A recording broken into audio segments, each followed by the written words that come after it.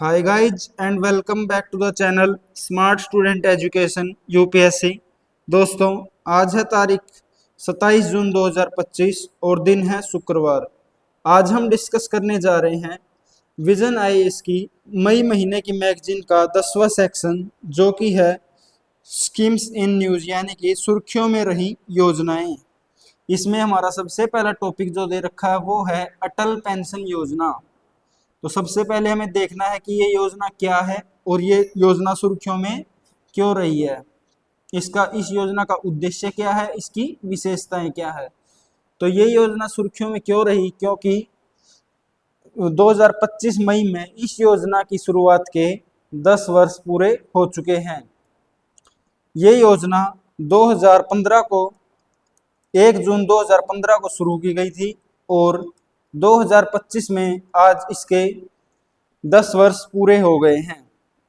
यह योजना केंद्रीय वित्त मंत्रालय के तहत आती है और इसकी शुरुआत 2015 में की गई थी और यह एक केंद्रीय क्षेत्र की योजना है, यानी कि सेंट्रल सेक्टर स्कीम है। अगर मैं इस योजना के उद्देश्य की बात करूं तो इस योजना का उद्देश्य था कि भारत में असंगठित क्षेत्र में जो कर्मचारी काम कर रहे हैं उनके लिए बुढ़ापे में आर्थिक सहायता प्रदान करना। इस योजना का मीनिंग क्या है? भारत में असंगठित क्षेत्र में काम करने वाले करोड़ों लोग हैं जिनके पास बुढ़ापे के लिए कोई आर्थिक सुरक्षा नहीं है। इन लोगों को ध्यान में रखते हुए भारत सरकार द्वारा अटल पेंशन योजना की शुरुआत की गई थी 1 जून 2015 को। और इस योजना का उद्देश्य क्या है कि हर नागरिक को वृद्धावस्था में एक निश्चित मासिक पेंशन प्रोवाइड कराना, कि जो भी व्यक्ति बुढ़ापे की अवस्था में गुजर रहा है उसको एक निश्चित मासिक पेंशन देना, जिससे उसका जीवन सम्मानपूर्वक गुजर सके। तो इसी कारण से यह योजना भारत सरकार द्वारा लाई गई थी 1 जून 2015 को और 2025 में इसके 10 वर्ष पूरे हो चुके हैं, जिसके कारण यह खबर सुर्खियों में आई है। अगर मैं सरल भाषा में बात करूं तो अटल पेंशन योजना एक सरकारी योजना है जो उन लोगों के लिए शुरू की गई थी जो असंगठित क्षेत्र जैसे रिक्शा चालक, मजदूर, छोटे दुकानदार, यानी कि जो असंगठित क्षेत्र में काम करते हैं और उन्हें बुढ़ापे के समय कोई पेंशन नहीं मिलती, तो इन लोगों के लिए यह योजना थी। अगर इस योजना की मुख्य बातें देखें तो क्या हो जाएंगी कि ये योजना 1 जून 2015 को शुरू की गई थी। इसमें 18 से 40 वर्ष के लोग शामिल हैं और आपको हर महीने थोड़े थोड़े पैसे जमा करने होते हैं और आप 60 साल की आयु पर पहुंच जाते हैं तब आपको हर महीने 1000 से 5000 तक आजीवन पेंशन मिलती है। अगर किसी कारणवश आपकी मृत्यु हो जाती है तो ये पेंशन आपकी पत्नी या पति को मिलती है, और अगर दोनों पति पत्नी की मृत्यु हो जाए तो जो भी पैसा जमा है वो नॉमिनी को मिल जाता है, यानी कि जो नामांकित व्यक्ति होता है उसको ये पैसा दे दिया जाता है। पैसा सीधे आपके बैंक अकाउंट से ऑटो डेबिट होता है। इसके लिए आपका अकाउंट या तो किसी बैंक में हो या किसी पोस्ट ऑफिस में होना चाहिए। उसके बाद है भुगतान, यानी कि जो सब्सक्राइबर है इस योजना का या तो उसको मंथली देना है, मासिक देना है, या त्रैमासिक यानी कि क्वार्टरली, या उसको हाफ ईयरली जो प्रीमियम यानी कि कंट्रीब्यूशन है, अंशदान है, वो सब्सक्राइबर को पे करना है इस योजना में शामिल होने के लिए। फिर आपको बताया था कि ये योजना केंद्रीय क्षेत्र की योजना है, यानी कि सेंट्रल सेक्टर स्कीम है। अगर सेंट्रल सेक्टर स्कीम के बारे में बात करें तो ये वे योजनाएं होती हैं जिन्हें पूरा पैसा किसके द्वारा दिया जाता है? केंद्र सरकार के द्वारा। इसी के अपोजिट कौन सी होती हैं? सेंट्रल स्पॉन्सर्ड स्कीम, यानी कि केंद्र प्रायोजक योजना, जिसमें केंद्र और राज्य सरकार दोनों मिलकर कंट्रीब्यूट करती हैं। लेकिन यह योजना केंद्रीय क्षेत्र की योजना है तो इसमें पूरा पैसा केंद्र सरकार देगी और उन्हीं के केंद्र सरकार के द्वारा ही ये योजना चलाई जाएगी। अगर दूसरी योजना की बात करें जो केंद्रीय क्षेत्र की योजना, कुछ उदाहरण दें तो वो हो जाएंगी एक तो अटल पेंशन योजना ही होगी, दूसरी प्रधानमंत्री मुद्रा योजना, प्रधानमंत्री जन धन योजना जिसमें सभी के बैंक अकाउंट खोले गए थे। ये कुछ केंद्रीय क्षेत्र की योजनाएं हैं। तो आई थिंक आपको ये समझ आ गया होगा कि सेंट्रल स्पॉन्सर्ड स्कीम और सेंट्रल सेक्टर स्कीम क्या होती हैं। फिर आगे चलते हैं कि भाई योजना से बाहर आने के विकल्प क्या हैं। मैंने आपको बताया या तो 60 वर्ष की आयु में निकासी ले ली तो आपको पूर्ण पेंशन मिलनी शुरू हो जाएगी। अगर आप 60 वर्ष की आयु से पहले ही योजना से बाहर निकल जाते हो तो उसके दो कारण हो सकते हैं, या तो आपकी मृत्यु हो गई या आप गंभीर बीमारी से जूझ रहे हो, तो फंड की निकासी इस योजना के तहत अनुमति दे दी जाती है फंड की निकासी की। अगर कोई व्यक्ति स्वैच्छिक निकासी चाहता है, अपनी इच्छा से निकलना चाहता है इस योजना से, तो इसकी अनुमति भी सरकार द्वारा दी गई है। लेकिन जो सब्सक्राइबर है योजना का, उसको केवल जो उसने कंट्रीब्यूशन दिया है वो ब्याज सहित वापस मिलेगा और सरकार का सह अंशदान जब्त कर लिया जाएगा, यानी कि सरकार आपको कोई भी पैसा नहीं देगी। अगर आप बीच में स्वैच्छिक निकासी कर रहे हो, आप इस योजना से निकल रहे हो बाहर, तो जो आपने अंशदान दिया है, जो आपने पैसा दिया है इस योजना में, आपको केवल वही लौटा दिया जाएगा। सरकार द्वारा कोई कंट्रीब्यूशन इसमें नहीं होगा। अब बात आई कि सरकार द्वारा कोई कंट्रीब्यूशन नहीं होगा तो क्या सरकार कंट्रीब्यूशन दे रही थी इसमें? तो अगला पॉइंट है सरकारी सह अंशदान, यानी कि सरकार का अंश। तो आपको बताया कि आपको इस योजना में शामिल होने के लिए क्या करना है, हर महीने थोड़े थोड़े पैसे जमा करने होते हैं और यही पैसा आपको आपके वृद्धावस्था में यानी कि बुढ़ापे में पेंशन के रूप में सरकार द्वारा दे दिया जाता है, 1000 से लेकर 5000 रुपये प्रति महीना। तो सरकारी सहदान यानी कि सरकार भी इसमें कुछ अपना अंश दे रही थी, सरकार भी कुछ कंट्रीब्यूट कर रही थी। यह लाभ 1 जून 2015 से 31 मार्च 2016 के बीच शामिल होने वाले सब्सक्राइबर के लिए था। यानी कि देखो 2015 में तो योजना शुरू हुई, तो सरकार ने क्या बोला कि जो 2015 से लेकर 1 जून 2015 से 31 मार्च 2016 तक जो लोग इसमें जुड़ेंगे यानी कि जो सब्सक्राइबर होंगे उनको सरकार सह अंशदान देगी। लेकिन इसके बाद वाले जो होंगे सब्सक्राइबर, उनको सरकार द्वारा कोई पैसा नहीं दिया जाएगा। सरकार ने 5 वर्षों तक कुल अंशदान का 50% या 1000 रुपये प्रति वर्ष दिया है अपने अंशदान के रूप में। यानी कि सरकार ने क्या किया भाई, जैसे मान लो आप इस योजना में जुड़ गए, आप मंथली कुछ पैसा दे रहे हो, तो सरकार क्या करेगी, जितना पैसा आप दे रहे हो ना, या तो उसका 50% देगी या 1000 रुपये देगी प्रति वर्ष, लेकिन जो भी कम होगा उसी को सरकार देगी।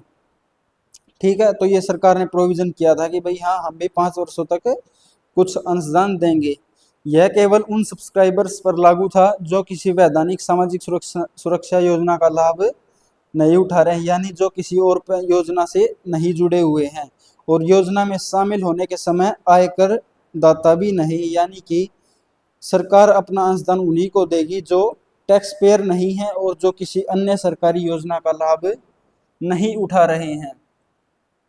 तो ये योजना मैंने बताया 2015 में शुरू हुई, आज 2025 तक इसके 10 वर्ष पूरे हो चुके हैं। तो ऐसा नहीं है कि योजना चल रही है तो योजना ने कुछ उपलब्धियां भी हासिल की होगी। अब इस पॉइंट में जो 10 सालों में इस योजना द्वारा उपलब्धियां हासिल की गई हैं उनके बारे में बताया है। तो पढ़ना आपको, योजना के तहत जो पंजीकृत कुल सब्सक्राइबर हैं उनमें महिलाओं की हिस्सेदारी 47% यानी कि 47% है। आप कह सकते हो कि लगभग 50% यानी कि आधे से कुछ कम ही महिलाएं हैं। तो इसमें महिलाओं की भागीदारी इस योजना में बढ़ी है, लगभग 47% कुल सब्सक्राइबर में महिलाएं शामिल हैं।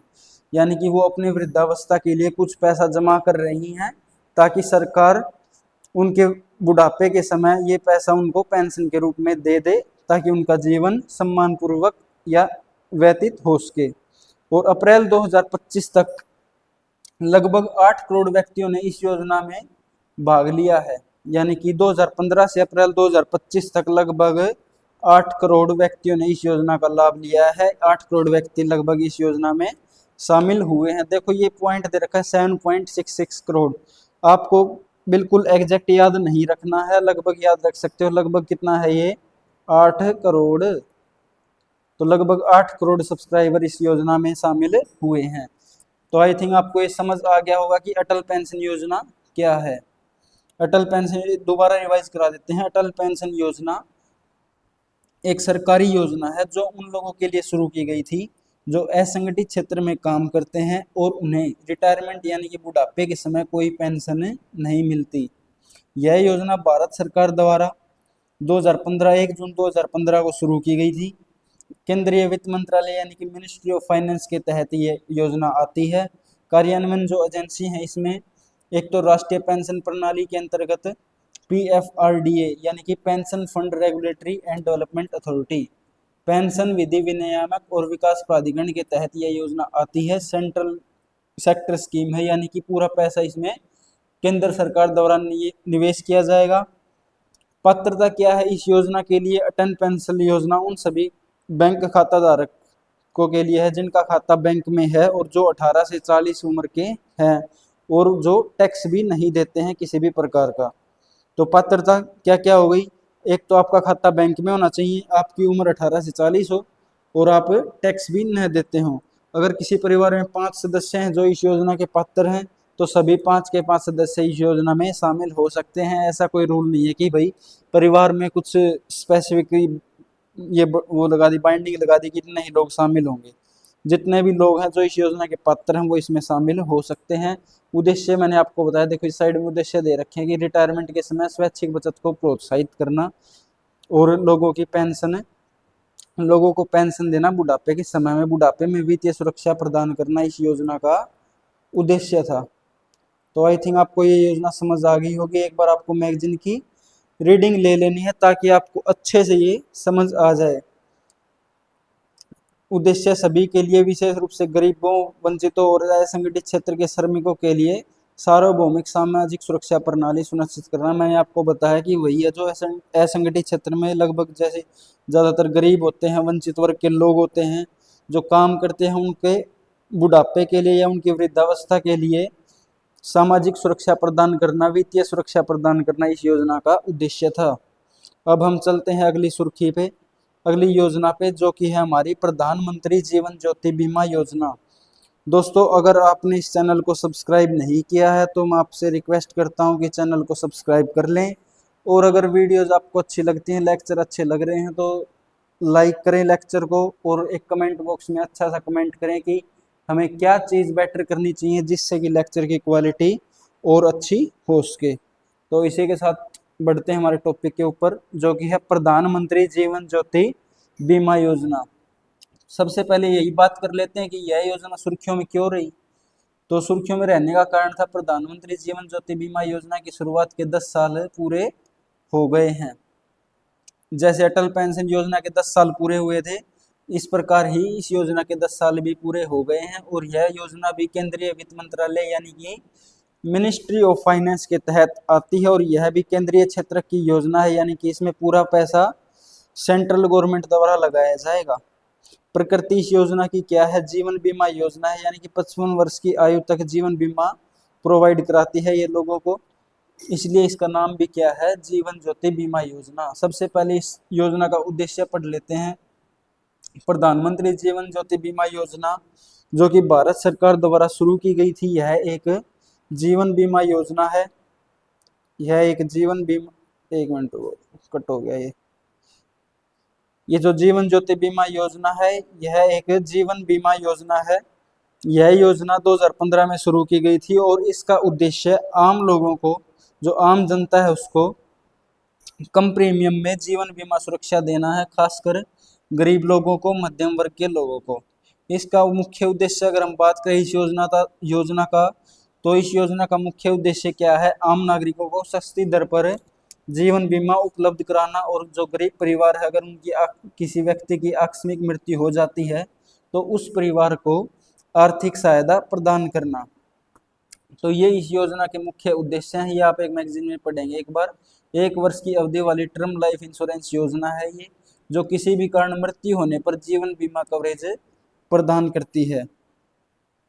इस योजना की पात्रता की अगर हम बात करें, इससे पहले प्रीमियम का पॉइंट है, तो प्रीमियम दर जो है आपको, अगर आप इस योजना में शामिल होना चाहते हैं तो आपको प्रति वर्ष 436 रुपये अपना कंट्रीब्यूशन देना होगा, अपना अंशदान देना होगा। यह राशि एक किस्त में अकाउंट से ऑटो डेबिट हो जाएगी। यानी कि इस योजना में शामिल होने के लिए आपके पास एक अकाउंट होना चाहिए जिससे कि ये राशि ऑटो डेबिट हो सके। ऑटो डेबिट का मतलब होता है कि राशि अपने आप बैंक अकाउंट से कट जाएगी। बहुत ही कम प्रीमियम में लोगों को जीवन बीमा कवरेज ये प्रदान करती है। आप देखोगे 436 रुपये प्रति वर्ष देने हैं आपको, जिससे आपका जो जीवन बीमा कवरेज ये योजना प्रदान करेगी। पात्रता क्या है? व्यक्ति के पास एक बैंक खाता हो, या तो बैंक में हो या डाकघर खाता हो। प्रीमियम की ऑटो डेबिट सुविधा के लिए सहमति देना होगा कस्टमर को कि हाँ भाई मेरे अकाउंट से ये ऑटो डेबिट कर लिया जाए जो पैसा इस योजना के लिए देना है मेरे को। यदि किसी व्यक्ति के पास एक से अधिक बैंक खाते हैं तो वह केवल एक खाते के माध्यम से इस योजना में शामिल होने के लिए पात्र हो जाएगा। आवेदक की उम्र जो है वो 18 से 50 वर्ष की आयु होनी चाहिए। यानी कि 18 से 50 के बीच में अगर आपकी उम्र है तो आप इस योजना में शामिल हो सकते हैं। इसमें एनआरआई भी शामिल हो सकते हैं। ये पॉइंट आपको याद रखना। प्री में पूछा जा सकता है कि भाई जीवन ज्योति बीमा योजना में क्या एनआरआई भी शामिल है? तो हाँ, एनआरआई भी इस योजना में शामिल हो सकते हैं। इस योजना की विशेषता यही है कि भाई आप सभी के लिए है। कोई भी व्यक्ति जो 18 से 50 की उम्र के बीच में है, जिसके पास एक एक्टिव बैंक अकाउंट है, वो इस योजना में शामिल हो सकता है। और इस योजना में शामिल होने के लिए कोई मेडिकल प्रशिक्षण की आवश्यकता नहीं है, क्योंकि शामिल होने की प्रक्रिया बहुत ही सरल और बिना किसी परेशानी के पूरी की जा सकती है। मृत्यु के सभी प्रकार के चरणों को यह योजना कवर करती है, जिसमें प्राकृतिक मृत्यु, आकस्मिक मृत्यु या प्राकृतिक आपदाओं या किसी महामारी के दौरान होने वाली मृत्यु भी इस योजना में शामिल होती है। अगर आप इस योजना में शामिल होते हो, मान लो आप इस योजना में शामिल हो गए, तो जो पहले 30 दिनों के बाद है उसके बाद अगर आपकी मृत्यु है तो तभी आपको कवर मिलेगा। लेकिन ऐसा होता है कि आज आप योजना में शामिल हुए, कल आपकी एक्सीडेंट में मृत्यु हो गई, किसी दुर्घटना में मृत्यु हो गई, तो एक्सीडेंट के केस में पहले दिन से ही इस योजना में कवर दिया जाता है। ये पॉइंट आपको याद रखना है। आप योजना में शामिल हुए, आपकी नॉर्मल मृत्यु हुई है, तो जब से आप शामिल हुए योजना में उसके 30 दिनों के बाद अगर आपकी मृत्यु होती है तो ही आपको कवर दिया जाएगा। लेकिन अगर आपकी मृत्यु किसी दुर्घटना में हो जाती है तो आप योजना में शामिल हो तो उसके पहले दिन से ही उस मृत्यु के लिए आपको कवर मिलेगा। फिर अगला पॉइंट है प्रोरेटा प्रीमियम। इसका क्या मतलब है प्रोरेटा प्रीमियम का? कि मतलब यदि कोई व्यक्ति वर्ष के बीच में योजना में शामिल होना चाहता है तो उसको ये नहीं है कि पूरे वर्ष का वो देना प्रीमियम देना पड़ेगा। वो जो जब से वो शामिल हुआ है उसके बाद जो महीने शेष बचे हैं केवल उन महीनों के लिए ही उस व्यक्ति को प्रीमियम पे करना होगा। तो मोटा मोटा आपको ये समझ आ गया कि ये योजना क्या थी। 2015 में इस योजना की शुरुआत की गई थी। जीवन ज्योति बीमा योजना है, प्रधानमंत्री जीवन ज्योति बीमा योजना जो एक जीवन बीमा योजना है। 2015 में इसकी शुरुआत की गई थी। उद्देश्य क्या था इस योजना का? कि भाई कम प्रीमियम में लोगों को जीवन बीमा सुरक्षा देना, खासकर जो मध्यम वर्ग के लोग हैं उनको। और यह योजना सस्ती दर पर जीवन बीमा उपलब्ध कराती है। आकस्मिक मृत्यु की स्थिति में भी गरीब परिवारों की सहायता ये करती है, जिसमें आपको 436 रुपये प्रति वर्ष की एक राशि जमा करानी होती है, जिससे आप इस योजना में शामिल होने के पात्र हो जाते हैं। तो जैसे मैंने आपको बताया कि भाई ये योजना बीमा कवर दे रही है, तो बीमा कवरेज कितने रुपए तक का करती है यह योजना? तो 2 लाख रुपए का जो कवरेज करती है। इस योजना में 2 लाख रुपए कवर किए जाते हैं एज ए लाइफ इंश्योरेंस, जिसे प्रत्येक वर्ष नवीनीकृत यानी कि हर वर्ष आपको रिन्यू कराना होता है। ठीक है, तो आगे पॉइंट है कार्यान्वयन एजेंसी। तो कार्यान्वयन एजेंसी कौन सी है? एलआईसी, जो हमारी भारतीय जीवन बीमा निगम और अन्य सभी जो जीवन बीमा कंपनियां हैं वो इस योजना में शामिल हैं। आप इनमें से किसी भी कंपनी में अपना अकाउंट या ये योजना ले सकते हो, इस योजना में शामिल हो सकते हो। और इस उद्देश्य से बैंकों के साथ साझेदारी भी है इस योजना की। प्रदर्शन क्या रहा है इस योजना का? जैसे 10 साल पूरे हो गए हैं, तो प्रदर्शन क्या है इस योजना की? इस योजना ने क्या उपलब्धियां हासिल की हैं? तो लगभग 23 करोड़ से अधिक लोग अब तक 10 साल में योजना में शामिल हुए हैं। और इस योजना के तहत 9 लाख परिवारों को बीमा कवरेज, जो बीमा है उसकी राशि प्रदान की गई है। अगर उनकी किसी कारणवश मृत्यु हुई है तो इसके लिए लगभग 9 लाख परिवारों को इस योजना के तहत बीमा कवरेज प्रदान किया है। मुख्य जो लाभार्थी हैं इसमें लगभग आधे से ज़्यादा महिलाएं हैं, जो कि ज़्यादातर ग्रामीण क्षेत्रों से आती हैं। लगभग 53% महिलाएं हैं और जो ग्रामीण क्षेत्रों से आती हैं। नेक्स्ट पेज पर चलते हैं। ये योजना यहाँ पर ही खत्म होगी, आगे दूसरी योजना आ गई प्रधानमंत्री सुरक्षा बीमा योजना। एक बार इस योजना को दोबारा रिवाइज कर लेते हैं। प्रधानमंत्री जीवन ज्योति बीमा योजना, सबसे पहले इसका परिचय। प्रधानमंत्री जीवन ज्योति बीमा योजना भारत सरकार द्वारा शुरू की गई एक जीवन बीमा योजना है, जो कि 2015 में शुरू की गई थी और 2025 में इसके 10 वर्ष पूरे हो चुके हैं। इस योजना का मुख्य उद्देश्य आम लोगों को कम प्रीमियम में जीवन बीमा सुरक्षा देना है, खासकर गरीब और मध्यम वर्ग के लोगों को। गरीब परिवारों को यह योजना आकस्मिक मृत्यु की स्थिति में आर्थिक सहायता प्रदान करने का काम करती है। इसकी मुख्य विशेषताओं की अगर हम बात करें तो बीमा राशि इसमें 2 लाख रुपए दी जाती है अगर आपकी मृत्यु हो जाती है। प्रीमियम की बात करें तो 436 रुपये हर साल आपको जमा कराना होता है। इस योजना के लिए आयु सीमा 18 साल से लेकर 50 साल के बीच अगर आपकी उम्र है तो आप इस योजना में शामिल हो सकते हैं। इस योजना की अवधि की बात करें तो यह बीमा 1 साल के लिए होता है। अगर आप इस योजना में शामिल होते हो तो जो आप बीमा लोगे वो 1 साल के लिए होगा। 1 साल के बाद इसको आपको हर साल रिन्यू कराना होगा, यानी कि ऑटो रिन्यू की सुविधा भी इसमें उपलब्ध है। इसके अलावा आपका एक बैंक में खाता होना चाहिए, या तो बैंक में हो या डाकघर में हो। ये इस योजना के कुछ मुख्य पॉइंट्स थे। इसमें NRI भी शामिल है और मेडिकल परीक्षण की कोई आवश्यकता नहीं है, क्योंकि बिल्कुल ही इस योजना में शामिल होने के लिए जो प्रक्रिया है वो बिल्कुल ही सरल है, बिना किसी परेशानी के पूरी की जा सकती है। बीमा कवरेज 2 लाख है। उपलब्धियां 23 करोड़ से अधिक लोग इस योजना में शामिल हुए हैं और लगभग 9 परिवारों को बीमा कवरेज की राशि प्रदान की गई है। उसके बाद आती है प्रधानमंत्री सुरक्षा बीमा योजना। सबसे पहले आपको इस योजना को देखना है कि ये सुर्खियों में क्यों रही।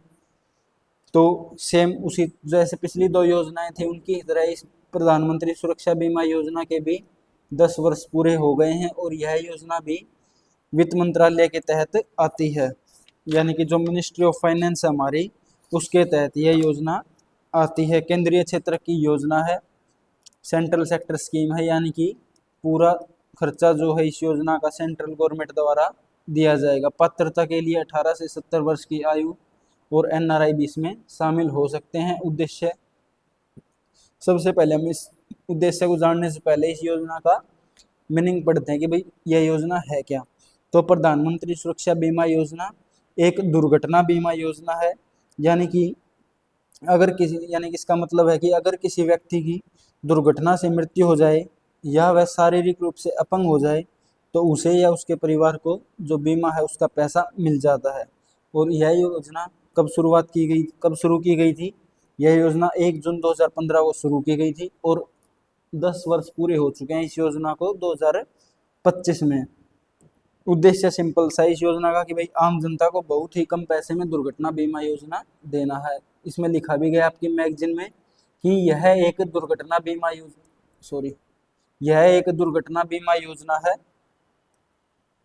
जो दुर्घटना के कारण हुई मृत्यु या दिव्यांगता की स्थिति में बीमा कवरेज प्रदान करती है। यानी कि किसी भी कारणवश से आपकी दुर्घटना हो जाती है या आप शारीरिक रूप से अपंग हो जाते हैं तो आपको या आपके परिवार को जो बीमा है उसका पैसा इस योजना के तहत प्रदान किया जाएगा। इसमें खासकर गरीब और मध्यम वर्ग को दुर्घटना की स्थिति में आर्थिक सुरक्षा दी जाती है। अगर हम इस योजना के फीचर्स की मुख्य बात, जो फीचर्स हैं इसकी विशेषताएं हैं उसके बारे में बात करें तो यह योजना मृत्यु या पूरी अपंगता पर 2 लाख रुपए देती है। अगर आपकी आंशिक अपंगता हुई है, यानी कि आपके शरीर का कुछ हिस्सा अपंग हुआ तो आपको 1 लाख रुपए का कवरेज दिया जाएगा। प्रीमियम इसमें बहुत ही कम है। इस योजना का उद्देश्य ही क्या है कि बहुत ही कम प्रीमियम में आपको दुर्घटना बीमा देना। प्रीमियम इसमें क्या है, 20 रुपये प्रति वर्ष प्रीमियम है। आप सोचो कि 1 साल में आपको केवल 20 रुपये देने हैं और अगर आपके साथ कोई दुर्घटना हो जाती है तो आपको कितना कवरेज मिलेगा? मृत्यु पर 2 लाख रुपए और आंशिक अपंगता पर 1 लाख रुपए, या पूरी अपंगता है तो भी आपको 2 लाख रुपए मिलेंगे। नामांकन अवधि क्या है? बीमा कवरेज की अवधि से 1 जून से अगले 31 मई तक 1 वर्ष की यह योजना होती है, यानी कि हर 1 साल बाद आपको इस योजना के लिए दोबारा पैसा जमा कराना, यानी कि दोबारा रिन्यू आपको यह करानी होती है। कार्यान्वयन एजेंसी इसमें क्या है? PSGIC, यानी कि जो भी सार्वजनिक क्षेत्र की जो सामान्य बीमा कंपनियां हैं या जो अन्य बीमा कंपनियां हैं, वो बैंकों के साथ सहयोग करके इस योजना को चलाए हुए हैं। ठीक है, और इस योजना के लिए आपका बैंक में खाता होना चाहिए, जिससे कि सीधे प्रीमियम आपके खाते से डेबिट किया जा सके। आगे चलते हैं, इस योजना की शर्तें क्या है? प्रीमियम की ऑटो डेबिट की सुविधा होनी चाहिए और आपका बैंक में खाता होना चाहिए। कवरेज मैंने आपको बता ही दिया कि भाई आपकी अगर मृत्यु हो जाती है या पूर्ण स्थायी दिव्यांगता की स्थिति में 2 लाख रुपए का बीमा कवरेज प्रदान किया जाता है। अगर आपकी दोनों आंखों की दृष्टि चली गई है या दोनों हाथों या पैरों को हानि हो गई है या एक आंख की दृष्टि चली गई है, तो आपको 2 लाख रुपए का बीमा कवरेज प्रदान किया जाएगा। अगर आपको अगर आंशिक दिव्यांगता की स्थिति में है, आपको आंशिक दिव्यांगता हुई है, तो आपको 1 लाख रुपए का बीमा कवरेज प्रदान किया जाएगा। और अगर आपकी एक आंख की पूर्ण दृष्टि बाधित हो गई है, एक हाथ पैर की बिल्कुल हानि हो चुकी है, काम नहीं कर रहा है, तो आपको 1 लाख रुपए मिलेगा। मतलब ऊपर जो पॉइंट बताया गया था सेम वही है कि अगर आप पूर्ण रूप से अपंग हो जाते हो या आपकी मृत्यु हो जाती है, तो आपको 2 लाख रुपए मिलेंगे, और अगर आप आंशिक रूप से होते हैं तो आपको 1 लाख रुपए मिलेगा कवरेज। ठीक है, ये कुछ मुख्य पॉइंट्स थे। अब इस योजना के अगर हम फायदे देखें, तो फायदे क्या है कि बहुत ही कम पैसे में आपको बड़ा बीमा कवर मिल रहा है, यानी कि बहुत ही कम पैसे आपको देने हैं और आपको 2 लाख रुपए तक का बीमा कवर मिल रहा है। आप सोचो कि आपको 20 रुपए देने हैं हर साल में, और 20 रुपए के लिए आपको 1 लाख रुपए तक का बीमा कवरेज मिल जाता है अगर आपकी किसी दुर्घटना में अपंगता हो जाती है। सरल प्रक्रिया है, कोई मेडिकल चेकअप नहीं है, तो जो भी व्यक्ति है 18 से लेकर 70 साल तक वो इस योजना में शामिल हो सकता है। आगे देखते हैं, अन्य विशेषताएं। प्राकृतिक आपदाएं भी इस योजना के तहत कवर की जाती हैं। जो व्यक्ति किसी भी समय योजना से बाहर निकल जाता है और वह भविष्य में फिर से वार्षिक प्रीमियम देकर योजना में शामिल होना चाहता है, तो वह हो सकता है, उसके लिए यह विकल्प भी उपलब्ध है। मान लो आप इस साल तो इस योजना में शामिल थे, आपने सोचा कि नहीं भाई इस साल मैं अगले साल के लिए मैं इस योजना में शामिल नहीं होऊंगा, तो आप कोई दिक्कत नहीं, आप इस योजना से बाहर हो भी सकते हो। और अगर आपका मन करता है कि हाँ भाई मैं इस योजना में शामिल होना चाहता हूँ, तो आप दोबारा इस योजना में शामिल हो सकते हो। एक ऑनलाइन जन सुरक्षा पोर्टल है, इसके माध्यम से आप नामांकन कर सकते हो, जो बिल्कुल डिजिटल, जो पूरी तरह से डिजिटलाइज है, और जो इसकी जो प्रक्रिया है नामांकन करने की वो बहुत ही सरल है। तो इस योजना के 10 वर्ष पूरे हो चुके हैं। 2015 में ये योजना शुरू की गई थी, 2025 आ चुका है, योजना को 10 वर्ष पूरे हो चुके हैं। तो योजना ने कुछ उपलब्धियां भी हासिल की होंगी, तो इसी उपलब्धियों को मैगजीन में बताया गया है। योजना की शुरुआत से अब तक 44 करोड़ से अधिक लोगों ने इसमें अपना रजिस्ट्रेशन किया है, और जो प्रमुख लाभार्थी हैं उसमें लगभग आधे % से अधिक महिलाएं हैं, जो कि ग्रामीण क्षेत्रों से आती हैं। लगभग आधे से ज़्यादा तो महिलाएं हैं, और जो आबादी है वो ज़्यादातर ग्रामीण है। इसके बाद अगली सुर्खी है हमारी, जो कि है औद्योगिक प्रशिक्षण संस्थानों के उन्नयन के लिए राष्ट्रीय योजना, national scheme for upgradation of industrial training institute. दोस्तों एक बार इस टॉपिक से दूर होके बातें कर लेते हैं कुछ। देखो क्या है कि आपके यूट्यूब पर ना हिंदी मीडियम के लिए जो विजन IAS की मैगजीन है उसका हिंदी मीडियम, उसमें कोई भी वो नहीं है, कोई भी टीचर नहीं है जो इस मैगजीन को कवर कराता हो स्पेशली हिंदी मीडियम में। लगभग 3-4 लोग हैं जो इसको इंग्लिश मीडियम में कवर कराते हैं, और बहुत सारे बच्चे जो हिंदी मीडियम के हैं वो इसको पूरी तरह से पढ़ नहीं पाते मैगजीन को। अगर आप यूट्यूब पर आए हो, आपको डेली क्लास मिल रही है इस मैगजीन के लिए, तो कहीं ना कहीं आप एक कंसिस्टेंसी में चलते रहते हो, और आपको जो करंट अफेयर है वो याद भी होता रहता है। तो ये नहीं कि आज आपने वीडियो देख ली कल आप नहीं देख रहे। अगर आपको यूपीएससी में कंसिस्टेंस रहना तो वीडियोज भी देखनी पड़ेगी, मैगजीन भी पढ़नी पड़ेगी। तो इस चैनल को सब्सक्राइब कर लें, बाकी दोस्तों के साथ शेयर कर दें। जो आपका दोस्त तैयारी कर रहा है हिंदी माध्यम से, करंट अफेयर के बारे में चिंतित है, तो आप अपने दोस्त को इस चैनल के बारे में बताएं, क्योंकि आपको भी पता है कि विजन IAS कि जो मैगजीन है उसको टॉपर्स द्वारा सजेस्ट भी किया जाता है। मैगजीन भी अच्छी आप पढ़ोगे तो आपको पता चलेगा कि कैसे प्रीलिम्स को भी कवर कर रही है, मेंस को भी कवर कर रही है, और जितने भी सारे सब्जेक्ट्स हैं हर सेक्शन वाइज इस मैगजीन में दिया गया है। तो आपको इस चैनल को सब्सक्राइब कर लेना है। डेली आपको वीडियो मिलती रहेंगी, 1-2 दिन के गैप पर शेड्यूल लगा दिया गया है। जो भी इस वीडियो को देख रहा है, इस चैनल से जुड़ रहा है, वो लाइव सेक्शन में जाके चैनल के देख सकता है कि अगली वीडियो कब आने वाली है। इसमें मैं हर महीने पूरे महीने का शेड्यूल अपडेट कर देता हूँ कि भाई अगली वीडियो कब आएगी। जैसे आज की वीडियो शेड्यूल थी कि 27 जून को आने वाली है वीडियो। तो हाँ, टाइम थोड़ा ऊपर नीचे हो सकता है कि भाई सिस्टम फ्री ना हो, तो इसके लिए टाइम की कोई चिंता नहीं है। लेकिन हाँ, जिस दिन को वीडियो निर्धारित कर दी कि हाँ भाई इस दिन को वीडियो आएगी तो उसी दिन को वीडियो आएगी। हालांकि हमने इस चैनल की शुरुआत 1 महीने पहले की थी, लेकिन जो कुछ टेक्निकल इश्यूज होते हैं, यानी कि जो सिस्टम को समझने में मेरे को टाइम लग गया, तो जो अप्रैल मंथ की मैगजीन थी उसकी मैं 3 वीडियो ही ला पाया था। जो बाकी सेक्शन है वो बच गए हैं। लेकिन जो आपकी मैगजीन है वो अगले महीने की आ चुकी है, तो इसको भी कवर करना ज़रूरी है। तो ये नहीं है कि मैं उस मैगजीन को कवर नहीं करूँगा, हाँ टाइम मिलेगा तो उस मैगजीन को कवर करते रहेंगे, प्लेलिस्ट में आपके डाल दी जाएगी। आपको भी जब भी टाइम मिले तो उस जो अप्रैल मंथ की मैगजीन है उसको एक बार देख लें। और ये भी नहीं है कि आप एक वीडियो देख रहे हो, आपको कंटिन्यूस वीडियो देखते रहना है, प्लेलिस्ट में आपको वीडियो मिल जाएंगी सभी की सभी। तो यही कहना चाहूँगा कि बाकी दोस्तों के साथ शेयर करें। अगर आपको लेक्चर पसंद आ रहा है, क्वालिटी लेक्चर की अच्छी लग रही है, तो एक छोटी सी फीडबैक कमेंट बॉक्स में पक्का दें कि हाँ भाई मेरे को अच्छी लगी है वीडियो, अच्छा कंटेंट आप दे रहे हो, अच्छी तरह से समझा रहे हो। मैं फिर से कहूँगा, ये मेरा प्रयास नहीं है, विजन आई इसकी टीम द्वारा मैगजीन पब्लिश की जाती है। मैं बस इतना अपनी समझ से इस जो ये मैगजीन है इसको बता रहा हूँ कि हाँ भाई मेरे को क्या समझा है, आप भी इसको सुन सकते हैं।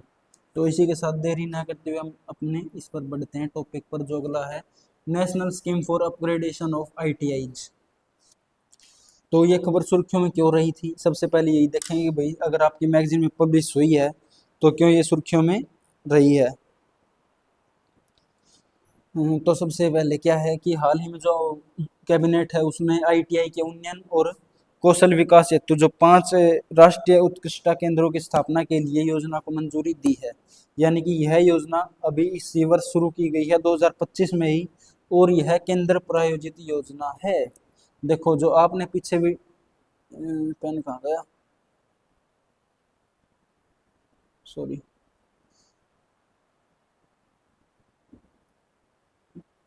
एरो वो नहीं दिख रहा यार माउस,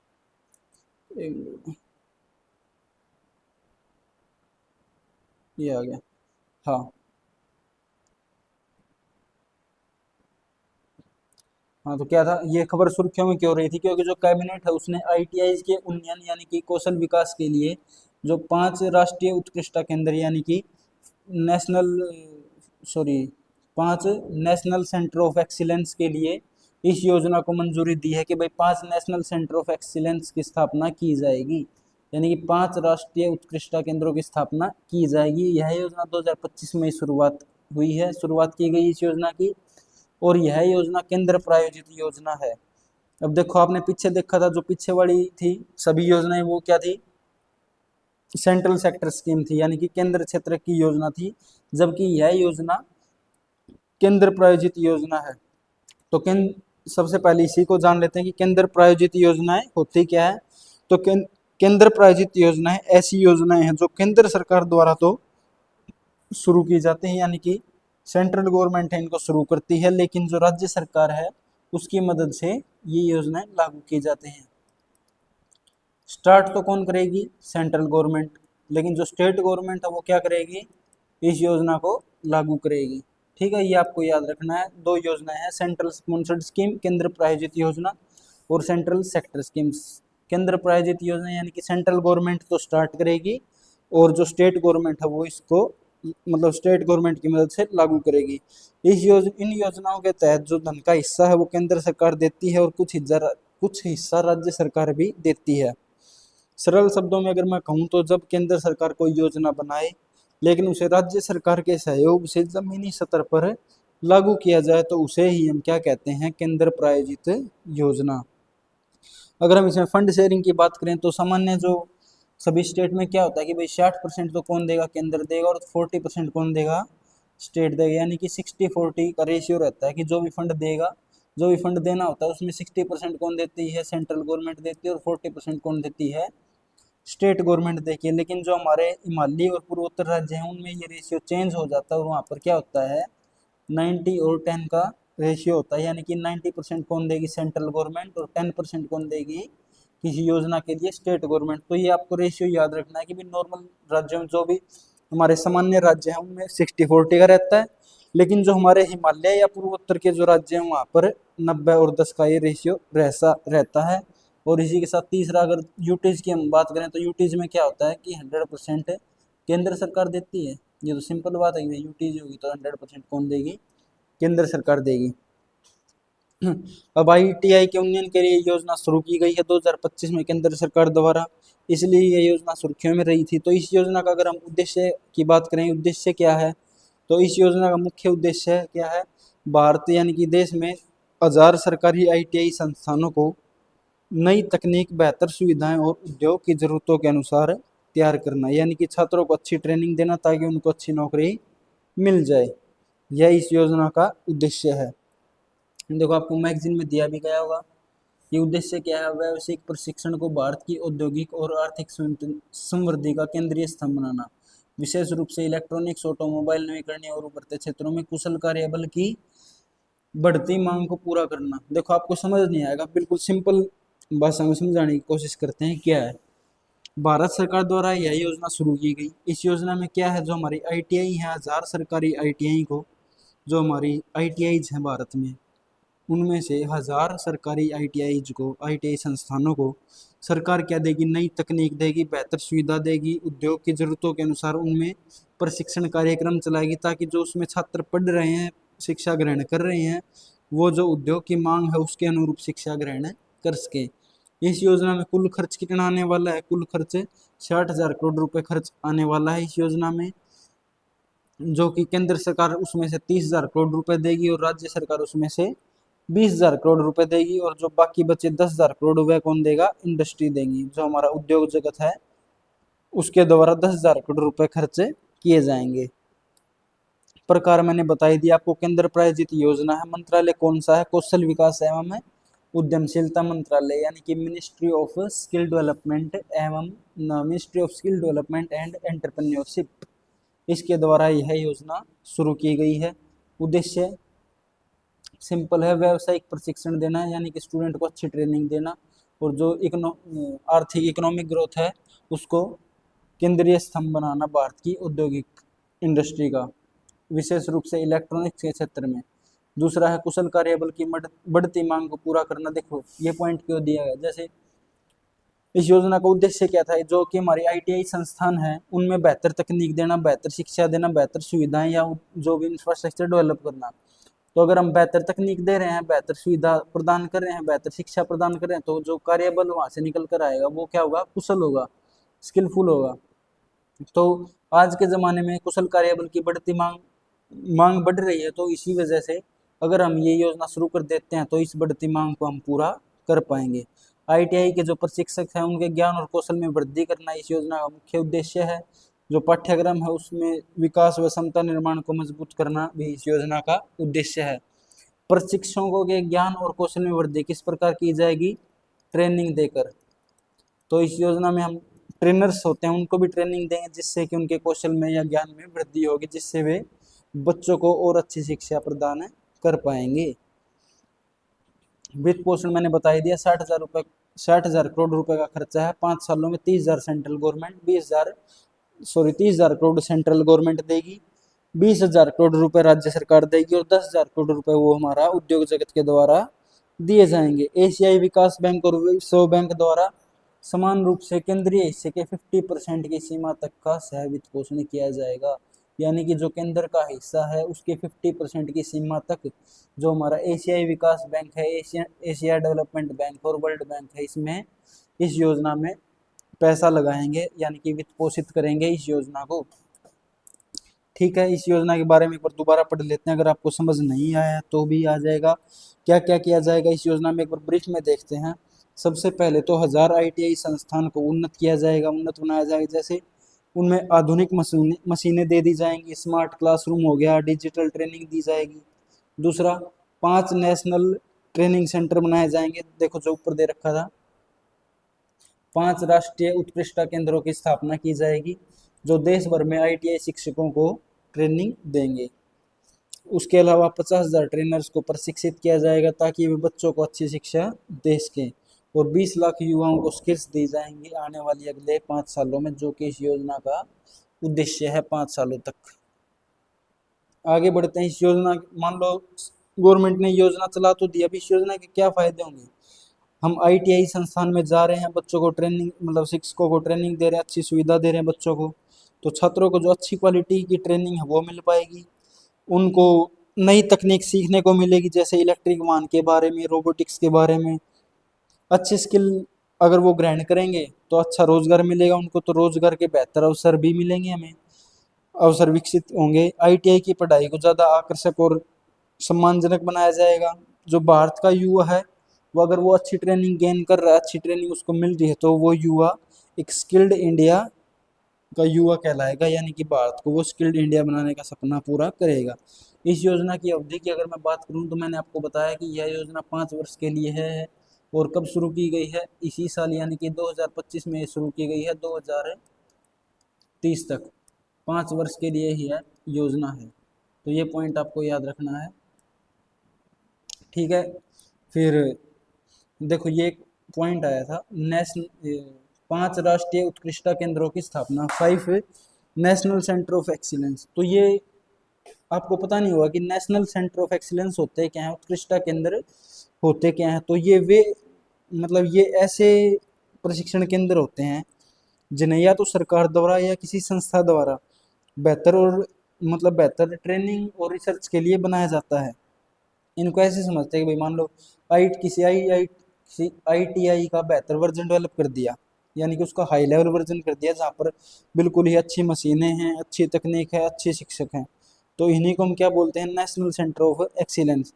इन सेंटर्स का मुख्य उद्देश्य क्या होता है कि भाई छात्र को नई तकनीक सिखाए, आधुनिक तकनीक सिखाए, जिससे वो अच्छी शिक्षा ग्रहण कर सके। जो ITI के शिक्षक हैं उनको भी ट्रेनिंग देना ताकि वो आगे और बेहतर पढ़ा सकें।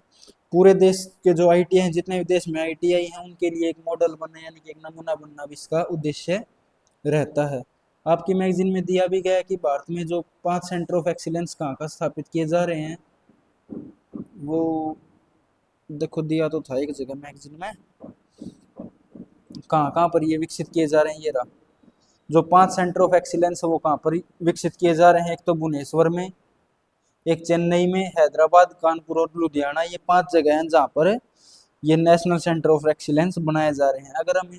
अगर मान लो हमने ये विकसित कर दिए तो इससे क्या फ़ायदे होंगे, मैंने आपको बता दिया कि छात्रों को अच्छी स्किल्स मिलेगी, अच्छी ट्रेनिंग मिलेगी, भारत भी वर्ल्ड क्लास प्रशिक्षण देने में वो हो जाएगा, मतलब भारत भी कैपेबल हो जाए कि हाँ भाई हम भी वर्ल्ड क्लास जो ट्रेनिंग है, अच्छी ट्रेनिंग बच्चों को दे रहे हैं। पढ़ाई के साथ साथ अच्छी नौकरी भी मिलने के चांस हो जाएंगे, छात्रों को अच्छी स्किल मिल रही है तो अच्छी ट्रेनिंग मिल रही है, तो ITI की ट्रेनिंग को एक नई पहचान भी मिलेगी इससे, ठीक है। तो आगे चलते हैं। ये रहा योजना की अन्य मुख्य विशेषताएं। पुनर्द्वार, यानी कि राज्य सरकार और उद्योग जगत के सहयोग से जो मौजूद ITI हैं, इस योजना के तहत उनको पुनर्निर्धारित पाठ्यक्रम के तहत ये संचालित किए जाएंगे जो आधुनिक उद्योगों की बदलती कौशल आवश्यकताओं को पूरा करे। यानी कि साफ और सिंपल बात है, जो हमारे ITI हैं उनमें अच्छी ट्रेनिंग के लिए, अच्छे प्रशिक्षण के लिए, ताकि छात्रों को अच्छी स्किल्स मिल सके, उनका जो पाठ्यक्रम है उसको दोबारा से निर्धारित किया जाएगा, दोबारा से उन ITI को नए पाठ्यक्रम के तहत संचालित किया जाएगा, ताकि जो हमारी आधुनिक उद्योग जगत की मांग है उसको पूरा किया जा सके। और इस योजना के तहत 1000 ITI को हब एंड स्पोक मॉडल के तहत यूनियन किया जाएगा, ताकि उद्योगों की आवश्यकता पूरी हो सके। 5 ये मैंने आपको बता दिया कि 5 नेशनल सेंटर ऑफ एक्सीलेंस स्थापित किए जाएंगे। और जो NSTI है, यानी कि नेशनल स्किल ट्रेनिंग इंस्टीट्यूट है हमारा, इसमें नए राष्ट्रीय उत्कृष्टता केंद्र भी स्थापित किए जाएंगे। जो मैंने आपको बताया कि जो 5 उत्कृष्टता केंद्र स्थापित होंगे जिनमें नई तकनीक, नई अच्छी बेहतर मशीनें होंगी। अब एक वर्ड आया है कि इस योजना में 1000 सरकारी ITIs का हब एंड स्पोक मॉडल के तहत उन्नयन किया जाएगा। अब आपको पता होना चाहिए कि हब एंड स्पोक मॉडल क्या होता है। दो वर्ड आए हैं, हब एंड स्पोक मॉडल, ये वर्ड आया है आपके मैगजीन में। हब एंड स्पोक मॉडल क्या होता है? तो ये एक ऐसी प्रणाली यानी कि एक ऐसा सिस्टम है जिसमें एक मुख्य केंद्र होता है, ये तो हो गया हब, और इसके चारों तरफ क्या होंगे? स्पोक होंगे। यानी कि जिसमें एक तो मुख्य केंद्र होता है और उसके चारों तरफ कई ये छोटे छोटे केंद्र स्थापित कर दिए जाते हैं, यानी कि जो इससे जुड़े होते हैं। फॉर एग्जाम्पल हम साइकिल, देखो ये साइकिल के पहिए जैसा नहीं लग रहा, एक साइकिल के पहिए की तरह, जिससे अलग अलग पार्ट्स उसके जुड़े हुए हैं। तो शिक्षा या ट्रेनिंग में इस मॉडल का क्या महत्व होता है? तो मैं आपको बता दूं, यह एक बहुत ही बड़ा आधुनिक और शक्तिशाली संस्थान हब होता है। जो ये हब होता है बहुत ही एक बड़ा शक्तिशाली संस्थान होता है, जो आधुनिक तकनीक से लैस होता है। उसके साथ कई कई छोटे आईटीआई जो ये हैं, छोटे छोटे आईटीआई से जुड़े होते हैं इस हब से। मान लो, देखो आपको समझ नहीं आएगा, मान लो कानपुर में ना एक बड़ा आईटीआई सेंटर स्थापित कर दिया, जिसको हम क्या बोलेंगे? हब है। तो आसपास के जितने भी छोटे आईटीआई हैं, यानी कि कानपुर में एक बड़ा आईटीआई सेटअप हो गया। अब जितने भी कानपुर में छोटे आईटीआई हैं, वो क्या करेंगे? वो इस सेंटर से मदद लेंगे, किसकी? मशीनों की मदद लेंगे, ट्रेनिंग सीखेंगे, ट्रेनिंग मॉड्यूल सीखेंगे। जो छोटे आईटीआई में शिक्षक हैं, वहाँ जाकर शिक्षक नई तकनीक सीखेंगे, क्योंकि इस हब में क्या है? सभी जो नई तकनीक है वो है, सभी अच्छी मशीनें वो हैं यहाँ पर। तो जो शिक्षक हैं वहाँ पर आकर ट्रेनिंग ले सकते हैं, छात्रों को भी भेजकर, यहाँ हब में भेजकर एडवांस ट्रेनिंग दी जा सकती है। अब हम हब एंड स्पोक मॉडल के तहत उन्नयन कर रहे हैं। तो अगर हम हब एंड स्पोक मॉडल को विकसित कर रहे हैं तो इसके क्या फायदे होंगे? एक तो देखो क्या फायदा होगा, हब एंड स्पोक मॉडल में हमने क्या किया? एक जगह पर अच्छी मशीनें लाकर रख दी, सभी प्रकार की सुविधाएं वहां पर रख दी, और जो उस क्षेत्र में जितने भी छोटे छोटे आईटीआई हैं वो इसमें शामिल हो रहे हैं, यहाँ पर आ रहे हैं। तो इसके क्या फायदे होंगे? एक तो हमें हर जगह बड़ी मशीनें नहीं लगानी पड़ेंगी, क्योंकि हब से ही सबको फायदा हो जाएगा, और जो भी छोटे छोटे संस्थान हैं उनको बेहतर ट्रेनिंग करने का मौका मिल जाएगा हब में आकर, और जो पूरा सिस्टम है वो एक साथ ऑपरेट किया जा सकेगा, एक साथ बेहतर बना रहेगा, और जो ट्रेनिंग की क्वालिटी भी है वो भी समान हो जाएगी, चाहे शहर छोटा हो या बड़ा हो। मान लो कानपुर में हमने एक बड़े शहर में हब स्थापित किया है, अब कानपुर में जितने भी छोटे छोटे शहरों में आईटीआई हैं, ये तो है नहीं कि भाई हम इन मशीनों को हर जगह स्थापित कर सकते हैं, इससे हमें खर्चा भी ज़्यादा आएगा कि भाई हर आईटीआई में हम आधुनिक मशीनें अपडेट कर रहे हैं, जिसमें खर्च ज़्यादा आएगा। तो हमने क्या किया कि एक जगह पर अच्छी मशीनें लाकर रख दी, और जो छोटे छोटे आईटीआई से जो बच्चे हैं या शिक्षक हैं वो यहाँ पर आते हैं और इन मशीनों को देखते हैं, इनसे काम करते हैं और इनसे इनको चलाना सीखते हैं। तो क्या होता है, जो ट्रेनिंग की क्वालिटी समान हो जाती है। ये नहीं कह पाते कि भाई हाँ हमने एक आईटीआई को अच्छी ट्रेनिंग दे दी, दूसरी आईटीआई में इसकी विद्यमानता नहीं है। तो सभी आईटीआई हब में आएंगी और अच्छी ट्रेनिंग प्राप्त करेंगी, तो ट्रेनिंग की क्वालिटी क्या हो जाएगी? समान हो जाएगी। अगर हम नॉर्मल भाषा में बात करें तो हब क्या है? एक बड़ा शक्तिशाली ट्रेनिंग सेंटर है। हब क्या है? कि एक ट्रेनिंग सेंटर है जो कि बड़ा है, और जो स्पोक हैं वो क्या है? उससे जुड़े, इस हब से जुड़े क्या है? छोटे छोटे ट्रेनिंग सेंटर हैं, छोटे छोटे ट्रेनिंग सेंटर्स हैं। तो आई थिंक आपको समझ आ गया होगा हब एंड स्पोक मॉडल क्या है। अब आगे चलते हैं। ये मैंने आपको बता दिया कि 5 नेशनल सेंटर ऑफ एक्सीलेंस स्थापित किए जाएंगे। उसके बाद में है वित्तीय सहायता। तो वित्तीय समस्या से निपटने के लिए इस योजना में क्या किया गया है? आवश्यकता आधारित निवेश का प्रावधान किया गया है। अब ये एक और टर्म आ गई, आवश्यकता आधारित निवेश का प्रावधान। तो आवश्यकता आधारित निवेश क्या होता है? देखो आपको वर्ड में ही समझ आ रहा है कि आवश्यकता आधारित, यानी कि जैसी आपको आवश्यकता है उसके आधार पर आपको निवेश प्रदान कर दिया जाएगा, यानी कि जहाँ जो जरूरत है वहीं उतना पैसा लगाना है आपको। अगर मैं सिंपल भाषा में कहूँ तो इसका क्या मतलब होता है आवश्यकता आधारित निवेश का? यानी हर जगह आपको एक जैसी फंडिंग करने की जरूरत नहीं है। मान लो एक आईटीआई यहाँ, एक आईटीआई यहाँ है, तो ये नहीं कि आप यहाँ भी 100 रुपए की फंडिंग कर रहे हो, यहाँ भी 100 की, यहाँ भी 100 की। आपको क्या देखना है कि इस आईटीआई में किसकी कमी है? इंफ्रास्ट्रक्चर की कमी। इंफ्रास्ट्रक्चर आपका कितने रुपए में बनकर तैयार हो जाएगा? 50 रुपए में। तो आप यहाँ पर 100 रुपए की फंडिंग मत दो, आप यहाँ पर कितने की फंडिंग दो? 50 की फंडिंग दो, जिससे यहाँ का इंफ्रास्ट्रक्चर बेहतर हो जाए। आप दूसरी आईटीआई में देख रहे हो, आप इसमें देख रहे हो कि इंफ्रास्ट्रक्चर तो यहाँ पर है, अवसंरचना तो अच्छी तरह से विकसित है यहाँ पर, लेकिन इस आईटीआई में क्या है, मशीन्स नहीं है। आपको पता है मशीन्स के लिए फंडिंग 20 रुपए की जरूरत की आवश्यकता है, तो आप 100 न देकर फंडिंग 20 रुपए की ही दो, ताकि यहाँ पर जिस चीज़ की कमी है वो पूरी की जा सके। तो इससे क्या होगा, हमारा पैसा भी बचेगा। तो सिंपल इसका यही अर्थ है आवश्यकता आधारित निवेश का, यानी कि जिस आईटीआई में जिस चीज़ की कमी है वहां पर वही चीज़ पहुंचाओ, न कि सभी में सेम फंडिंग कर दो जिससे हमारा पैसा भी ज़्यादा बर्बाद होए। तो शिक्षा आईटी योजना में इसका मतलब यही है, किसी को नई मशीनें दे दो, किसी को बिल्डिंग सुधारनी है तो उसके बिल्डिंग के लिए फंड दे दो, किसी को स्मार्ट क्लासरूम बनाने हैं तो स्मार्ट क्लासरूम के लिए फंडिंग दे दो, या किसी को ट्रेनिंग चाहिए शिक्षक के लिए तो शिक्षकों के लिए ट्रेनिंग के लिए फंड दे दो। ये नहीं है कि भाई सारे फंड एक साथ दे दिए। तो सरकार को हर आईटीआई को एक जैसा पैसा न देकर उसकी ज़रूरतें जांच कर ही पैसा देना चाहिए। ठीक है, आपको मैंने बता ही दिया एग्जांपल देकर कि भैया मान लो एक आईटीआई में अच्छी मशीनें हैं, दूसरी में बिल्डिंग पुरानी है, दूसरी आईटीआई के पास बिल्डिंग अच्छी लेकिन मशीनें पुरानी हैं, तो आप उनकी आवश्यकता अनुसार ही फंड दो। इससे फायदे क्या होंगे, एक तो पैसा बर्बाद नहीं होगा, और जो संस्थान है अपनी ये कमजोरी दूर कर पाएगा, छात्रों को बेहतर सुविधा भी मिल पाएंगी, और जो पूरा सिस्टम है वो प्रभावी और सटीक तरीके से संचालित हो पाएगा। सिंपल बात आपको समझ आ गया होगा। ठीक, आगे बढ़े, यानी कि आवश्यकता आधारित निवेश, जिसे जो चाहिए उसे वो ही दो। ठीक है, अब आगे चलते हैं। तो इससे क्या होगा, अगर हम इस प्रकार निवेश देते तो निधि आवंटन में भी लचीलापन आएगा, और व्यापार संबंधी आवश्यकताएं भी इनमें सुधार होगा। कौशल अंतराल को कम करना, योजना को प्रभावी बनाने के लिए हमें क्या करना चाहिए, जो उद्योग के नेतृत्व वाले जो स्पेशल पर्पज व्हीकल हैं इनको सरकार को अपनाना चाहिए। अब फिर से एक नई टर्म आ गई, स्पेशल पर्पज व्हीकल मॉडल।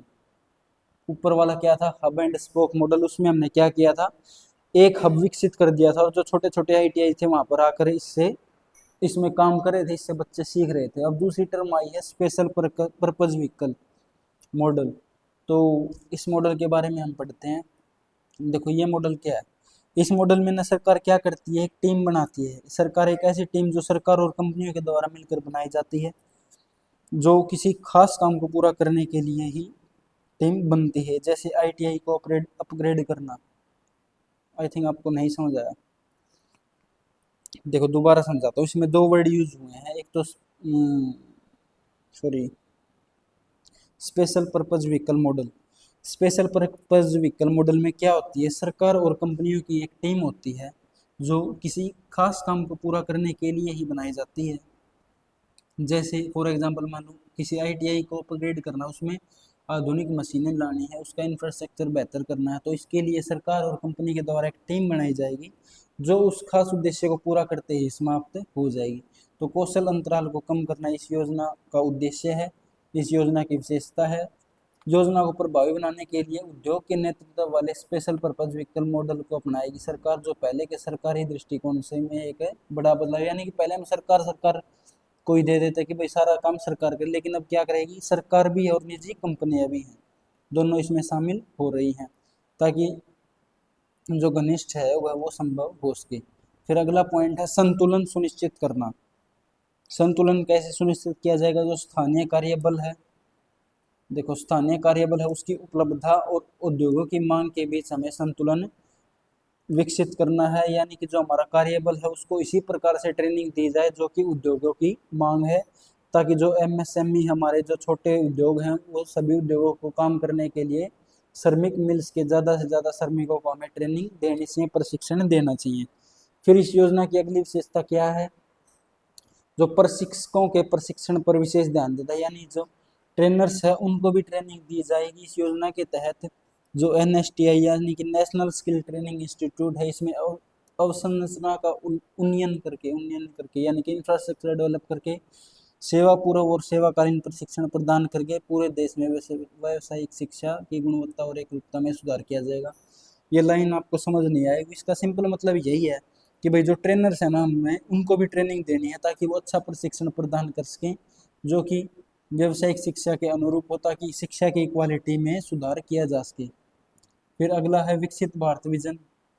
यह जो योजना हमने शुरू की है, जो हमारा विकसित भारत बनाने का एक सपना है 2047 तक, क्योंकि 2047 में भारत को आज़ाद हुए 100 वर्ष हो जाएंगे, और हमारा हमारा सपना क्या है कि वही 2047 तक हम बिल्कुल ही विकसित हो जाएं। तो यह योजना इस लक्ष्य को पूरा करने के लिए भी एक कदम है साथ।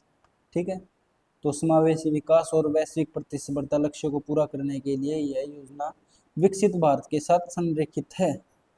आईटीआई के बारे में अब आपको आगे बताया गया है कि भाई आईटीआई होते क्या हैं। तो आईटीआई सिंपल बात है, राज्य सरकारों के तहत संचालित होते हैं। 1950 के दशक से भारत में व्यावसायिक शिक्षा और प्रशिक्षण की नींव रहे हैं। व्यावसायिक शिक्षा क्या होती है, यानी कि वोकेशनल एजुकेशन, यह एक व्यावसायिक शिक्षा देखो एक ऐसी शिक्षा होती है जिसमें आपको किसी खास काम के लिए तैयार किया जाता है। कि भाई अगर आप इलेक्ट्रिशियन बनना चाहते हो तो आप इलेक्ट्रिशियन के बारे में पढ़ाई करोगे, प्लम्बर बनना चाहते हो प्लम्बर, कार रिपेयर का, अगर कार रिपेयर का काम करना चाहते हो तो काम रिपेयर का, यानी कि आप एक पर्टिकुलर व्यवसाय के बारे में शिक्षा प्रदान करोगे। ठीक है, इसी को हम क्या बोलते हैं, व्यावसायिक शिक्षा। और प्रशिक्षण आपको पता ही है, ट्रेनिंग, यानी कि इसमें अगर यानी कि ट्रेनिंग की अगर हम डेफिनेशन दें तो यह एक ऐसी प्रक्रिया है जिसमें आपको हाथों हाथ काम करना सिखाया जाता है फिजिकल रूप में। ठीक है, आप किताबों से नहीं सीखते बल्कि आप असली काम करके ही ट्रेनिंग प्राप्त करते हो।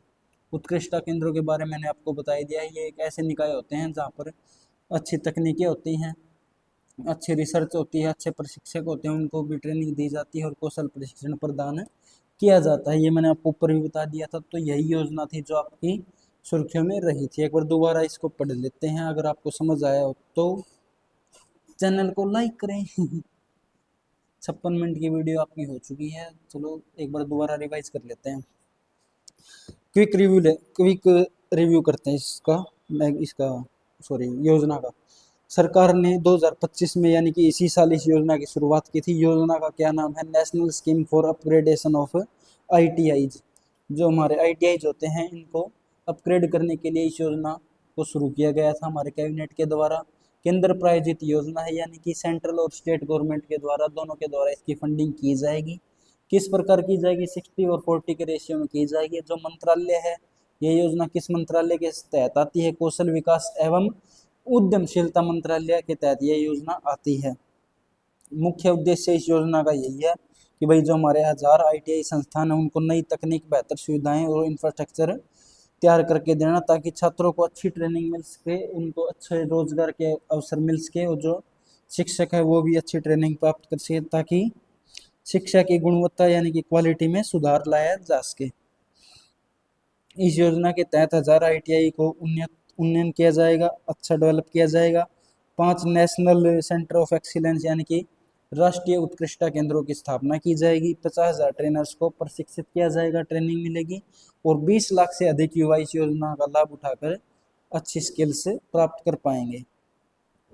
तो सिंपल थी ये योजना, एक बार आपको पढ़ लेना, इस योजना को अच्छी तरह से समझ आ जाएगी। 2 मैंने मॉडल बताए थे, अब एंड स्पोक मॉडल, यानी कि एक अब विकसित कर दिया, उसमें अच्छी मशीनें, अच्छी सुविधाएं, सब कुछ अच्छी चीज़ें हैं। यहाँ पर जो छोटे छोटे आईटीआई हैं इस क्षेत्र के आसपास के क्षेत्रों के जितने भी आईटीआई, वहाँ से बच्चे आएंगे, टीचर आएंगे, इन मशीनों पर काम करेंगे और अपनी स्किल ग्रहण करेंगे। तो यही था हब एंड स्पोक मॉडल। दूसरा था स्पेशल पर्पज व्हीकल मॉडल। इसमें क्या था, सरकार और जो हमारी निजी कंपनियां हैं वो मिलकर एक टीम बनाएंगी, वो देखेंगे कि भाई किस चीज़ की कमी है, तो उस जो चीज़ की कमी है उसी खास लक्ष्य को पूरा करने के लिए यह टीम बनाई जाएगी, उस लक्ष्य को पूरा करके ये समाप्त हो जाएगी। तो यही इसका उद्देश्य था। 2047 तक जो हमारा विकसित भारत का लक्ष्य है, यह योजना उस लक्ष्य को पूरा करने में सहभागी है। अब आगे चलते हैं दूसरी अगली योजना पर, जो कि है स्टार्टअप्स के लिए क्रेडिट गारंटी योजना, credit guarantee scheme for startups. एक बार देख लेते हैं कितनी योजनाएं और बाकी हैं। इसके बाद एक शक्ति योजना है और उसके बाद ये खत्म हो जाएगा। तो 2 योजना और बच गई, जल्दी जल्दी से इसको कवर कर लेते हैं। टाइम भी बहुत ज़्यादा हो गया, 58 मिनट के लेक्चर हो चुका है। तो नेक्स्ट जो हमारी योजना है credit guarantee scheme for startups. देखो नाम से ही पता चल रहा है क्या है कि स्टार्टअप्स के लिए क्रेडिट गारंटी योजना, यानी कि जो भी कोई स्टार्टअप शुरू कर रहा है उसको क्या ये देगी स्कीम, क्रेडिट गारंटी देगी यह योजना।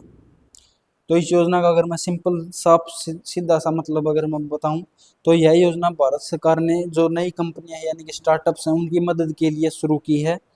इसका मकसद यही है कि जो नए बिजनेस लोग शुरू कर रहे हैं उनको बिना गारंटी के लोन मिल सके। अब गारंटी का क्या मतलब होता है? बिना गारंटी के हम लोन तो दे रहे हैं, तो गारंटी का क्या मतलब है?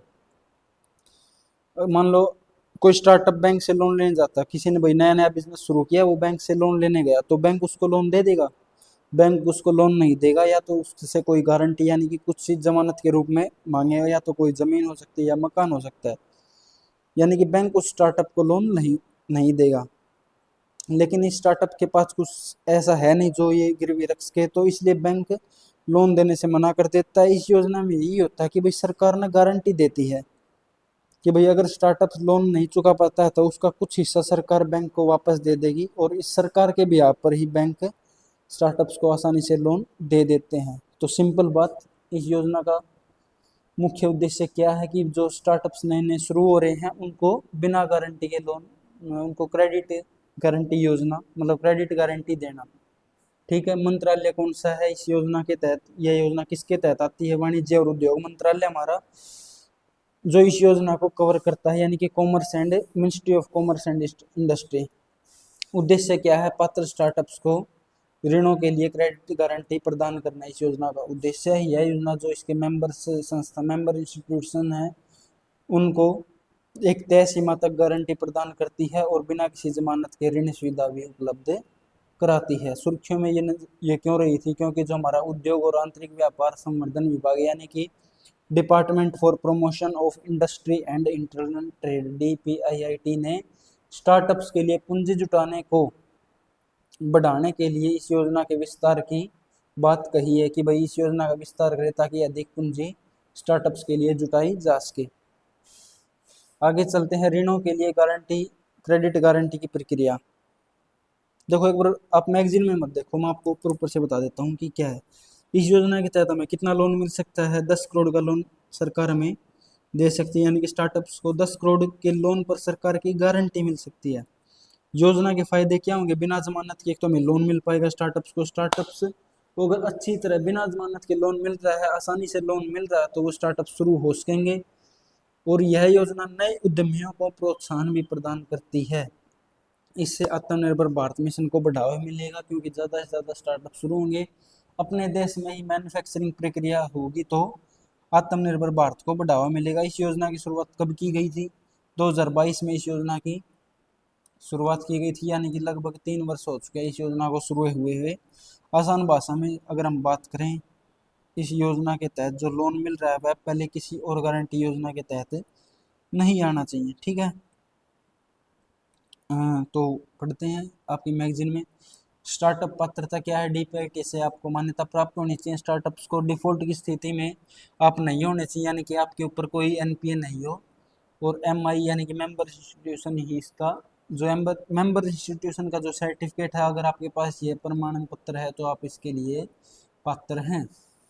जो ऋण देने वाले संस्थान है वो कौन कौन से? एक तो बैंक है, अनुसूचित वाणिज्य बैंक है, NBFC है, और जो अन्य निवेश निधि यानी कि अल्टरनेटिव इन्वेस्टमेंट फंड है जो सेबी के पास पंजीकृत है, वो भी इस योजना के तहत लोन प्रदान करते हैं। ऋणों के लिए गारंटी की प्रक्रिया, तो मैं आपको बता दूं यह योजना प्रत्यक्ष रूप से स्टार्टअप्स को गारंटी नहीं देती। इसका क्या मतलब है? प्रत्यक्ष रूप से गारंटी नहीं देती। इसकी बजाय जो नेशनल क्रेडिट गारंटी कंपनी है उन सदस्यों को गारंटी को प्रदान करती है जो स्टार्टअप्स को ऋण देते हैं। इसका क्या मतलब है? प्रत्यक्ष रूप से स्टार्टअप्स को गारंटी प्रदान नहीं करती। इसका मतलब ये है कि भाई जो स्टार्टअप्स है उसको गारंटी प्रदान नहीं कर रही, जो सरकार है वो उसको, बैंक जो इंस्टीट्यूशन है जो लोन दे रहा है उसको गारंटी दे रही है कि भाई हाँ हम आपका पैसा लौटा देंगे, न कि प्रत्यक्ष रूप से स्टार्टअप्स को। ठीक है, आई थिंक आपको समझ आ गया होगा। गारंटी कवर की अधिकतम सीमा क्या है? अधिकतम सीमा 20 करोड़ रुपए से अधिक नहीं है, यानी कि 20 करोड़ रुपए तक ही अधिकतम गारंटी दी जा रही है। और जिस ऋण पर गारंटी दी जा रही है वह किसी अन्य गारंटी योजना के तहत शामिल नहीं होना चाहिए। यह पॉइंट इंपॉर्टेंट है। मान लो आपने स्टार्टअप शुरू किया, आपने लोन ले लिया, आप एक योजना से भी उस लोन की गारंटी करा रहे हो, और दूसरी जो योजना यानी कि जो ये स्टार्टअप्स के लिए क्रेडिट गारंटी योजना, इससे भी आप इस लोन की गारंटी करा रहे हो, तो ऐसा संभव नहीं है। यानी कि किसी एक से ज़्यादा गारंटी योजना के तहत आपका जो ऋण है वो नहीं होना चाहिए, यानी कि जो ऋण सुविधा पर गारंटी दी जा रही है वह केवल एक योजना की होनी चाहिए, एक योजना से ही आपको गारंटी प्रदान होनी चाहिए। ऐसे तो आप सारे ही लोन को कवर कर लोगे कि हाँ भाई मैंने तो आधा लोन इस योजना से कवर कर लिया, आधा लोन इस योजना से कवर कर लिया, और आप दिवालिया हो गए तो सरकार उसको पे करती रह जाएगी, तो ऐसा संभव नहीं है। यदि किसी ऋण सुविधा का कुछ हिस्सा जमानत से सुरक्षित है और जो बाकी बचा हिस्सा जमानत के बिना है, तो बिना जमानत वाला हिस्सा ही योजना के तहत गारंटी कवर में शामिल कर लिया जाएगा। मान लो आप लोन लेने गए, 50 लाख का आपने लोन लिया, 50 लाख हम छोड़ो, आप 2 करोड़ का लोन लिया आपने, मान लिया आपने 2 करोड़ का लोन लिया, 1 करोड़ के लिए आपने कुछ जमीन वगैरह गिरवी रख दी, यहाँ भाई जमानत के रूप में रख दी, तो जो बचे 1 करोड़ है ना, जो पैसा बच गया 1 करोड़, उसके लिए ही है योजना गारंटी कवर प्रदान करेगी। यानी कि जो कुछ हिस्सा तो आपने जमानत के रूप में रख दिया, जो जमीन या घर रख दिया, लेकिन जो बचा हुआ हिस्सा था जो 1 करोड़ था, उसके लिए यह योजना गारंटी कवर कर लेगी। ठीक है, यानी कि एक ही लोन, जो मैंने ऊपर पॉइंट बताया था, इस सॉरी इसमें ध्यान, ठीक है, जो बचा हुआ हिस्सा उसको कवर कर लेगी। फिर अगला पॉइंट है सहायता के साधन क्या हैं। ये कुछ साधन दिए गए हैं: उद्यम ऋण, कार्यशील पूंजी, अधीनस्थ ऋण, मैजेनाइन ऋण जो कम प्राथमिकता वाले ऋण होते हैं, डिबेंचर, और जो अन्य फंड आधारित या नॉन फंड आधारित ऋण सुविधाएं हैं, इस ऋण देनदारी के रूप में मानी जाती हैं। यानी कि अगर स्टार्टअप्स ने ऊपर जो ये जितने भी साधन बताए गए हैं, इनमें इन साधन बताए गए इनमें से किसी भी तरीके से लोन लिया है इन साधनों से, और अब तक उसे वह लोन मतलब चुका चुका है, सॉरी दोबारा से, भाई आपने स्टार्टअप शुरू किया, स्टार्टअप्स ने जितने भी ये ऊपर बताए गए हैं किसी भी तरीके से लोन लिया है, और अब उसे वह लोन चुकाना है, उस स्टार्टअप्स को यह लोन चुकाना है, तो सरकार क्या करेगी, उस लोन के लिए गारंटी दे देगी, बेशर्त वह लोन कर्ज की जिम्मेदारी बन चुका है। यानी कि अगर आपने इनमें से किसी से भी लोन लिया है तो सरकार इसकी गारंटी दे देगी कि हाँ भाई मैं इसके लिए गारंटी देती हूँ। तो सिंपल बात थी, सिंपल सी योजना थी स्टार्टअप्स के लिए क्रेडिट गारंटी योजना। यानी कि जो भी नए उद्यम, जो भी नए स्टार्टअप शुरू हो रहे हैं, सरकार उनको गारंटी देगी ताकि वो अच्छे से चल पाए। अब अगला है, लास्ट योजना है हमारी शक्ति योजना। भारत में पारदर्शी तरीके से कोयला दहन व आवंटन करने की योजना है शक्ति नीति, योजना नहीं शक्ति नीति है। Scheme for harnessing and allocating कोयला ट्रांसपेरेंटली इन इंडिया। तो आपको मैगजीन पढ़ोगे एक बार, ये मैं ऊपर ऊपर से बता दूं। देखो सबसे पहले ये खबर सुर्खियों में क्यों रही थी, जो आर्थिक मामलों की मंत्रिमंडलीय समिति है उसने विद्युत क्षेत्र को कोयला आवंटन की संशोधित शक्ति नीति को मंजूरी दे दी है। शक्ति नीति की शुरुआत 2015 में शुरू की गई थी, मंत्रालय कोयला मंत्रालय के तहत आती है। जो इम्प्लीमेंट कौन करता है इस योजना को, कोल इंडिया लिमिटेड इसको इम्प्लीमेंट करती है, और जो सिंगरेनी कोलियरीज कंपनी लिमिटेड है वो भी इस योजना को इम्प्लीमेंट करती है। उद्देश्य क्या है इस योजना का, एक बार आप मैगजीन में देखो, मैं बता रहा हूँ कि शक्ति नीति क्या है। शक्ति नीति का उद्देश्य क्या है, भारत में कोयले का पारदर्शी तरीके से बंटवारा करना या उसके उपयोग को सुनिश्चित करने की है योजना है। 2017 में इस योजना को लागू किया गया था।